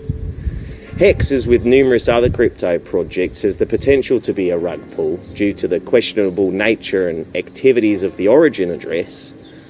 Regardless of the questionable methods Richard used to bootstrap the Hex economy in the early phases, many would argue Vitalik did similar with Ethereum in the early days. Although Ethereum was not the subject of this particular investigation, Hex was.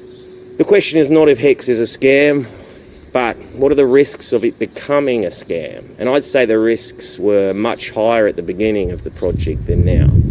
And as with Ethereum, as more projects are launched upon it and it moves into the realm of infrastructure, supporting many other projects, the risks of any one central entity destroying it by rugging are somewhat diminished over time. And what of Richard? Bret the Hitman Hart himself. Richard is only interested in one thing as far as I can tell. Prestige. He has said it himself numerous times, and I imagine it's largely born out of his boredom and frustration with being so rich. He wants what cannot be bought. And indeed amongst the majority of Hexicans, he has already obtained this. How he continues to go about earning that prestige is what is becoming more and more questionable. Richard believes the only thing that matters in crypto is number go up. And he's right. But I'm becoming increasingly aware that there are more values to be derived from crypto than just getting rich. Namely, power and respect amongst one's peers. Exactly what Richard wants. Blockchain technology is often touted as empowering and democratizing through the removal of middlemen and the introduction of algorithms. But those algorithms are just code, just a set of rules that someone somewhere has had to input into a computer with the intention of getting others, preferably en masse, to adopt those rules. Now, that would make the person or persons that launched the code upon the world de facto wannabe rulers. Rulers of their own tribe, kings amongst men. Richard shows many of the signs of wanting exactly these things. Now, the main reasons Richard argues for launching PulseChain is that the fees are unbearable for Hex users on Ethereum. The contract is just not compatible with the fees. He also blames the environment destruction of proof-of-work mining. However, both of those arguments seem somewhat inflated, as numerous ways already exist to use Ethereum without high fees. And the mining of Bitcoin destroying the planet, it's minuscule when compared to other assets that are traded all the time, namely precious metals and shiny stones that go into making, I don't know, expensive watches or fast cars and the like. At the start of this investigation, I reached out to Richard and told him my intentions to investigate Hex. Initially, he seemed enthusiastic, but just days later, he made it clear he would not be interested in continuing the conversation and had begun working with another documentary team made primarily up of hexagons. While Hex is scam-patable, with common that's another word I invented, with common descriptions of Ponzi's and pyramids, it is a very clearly designed piece of code launched by Richard and members of his core tribe that many people across the world love to use every single day. It is just that, a set of rules that some people are invited to participate with and abide by. Nobody's forcing anybody to use Hex, but just like with any other cult of personality figures trying to kickstart their path to prestige, Richard would rather you didn't leave for at least 15 years. And as we know, in crypto, it's a lifetime. Cut.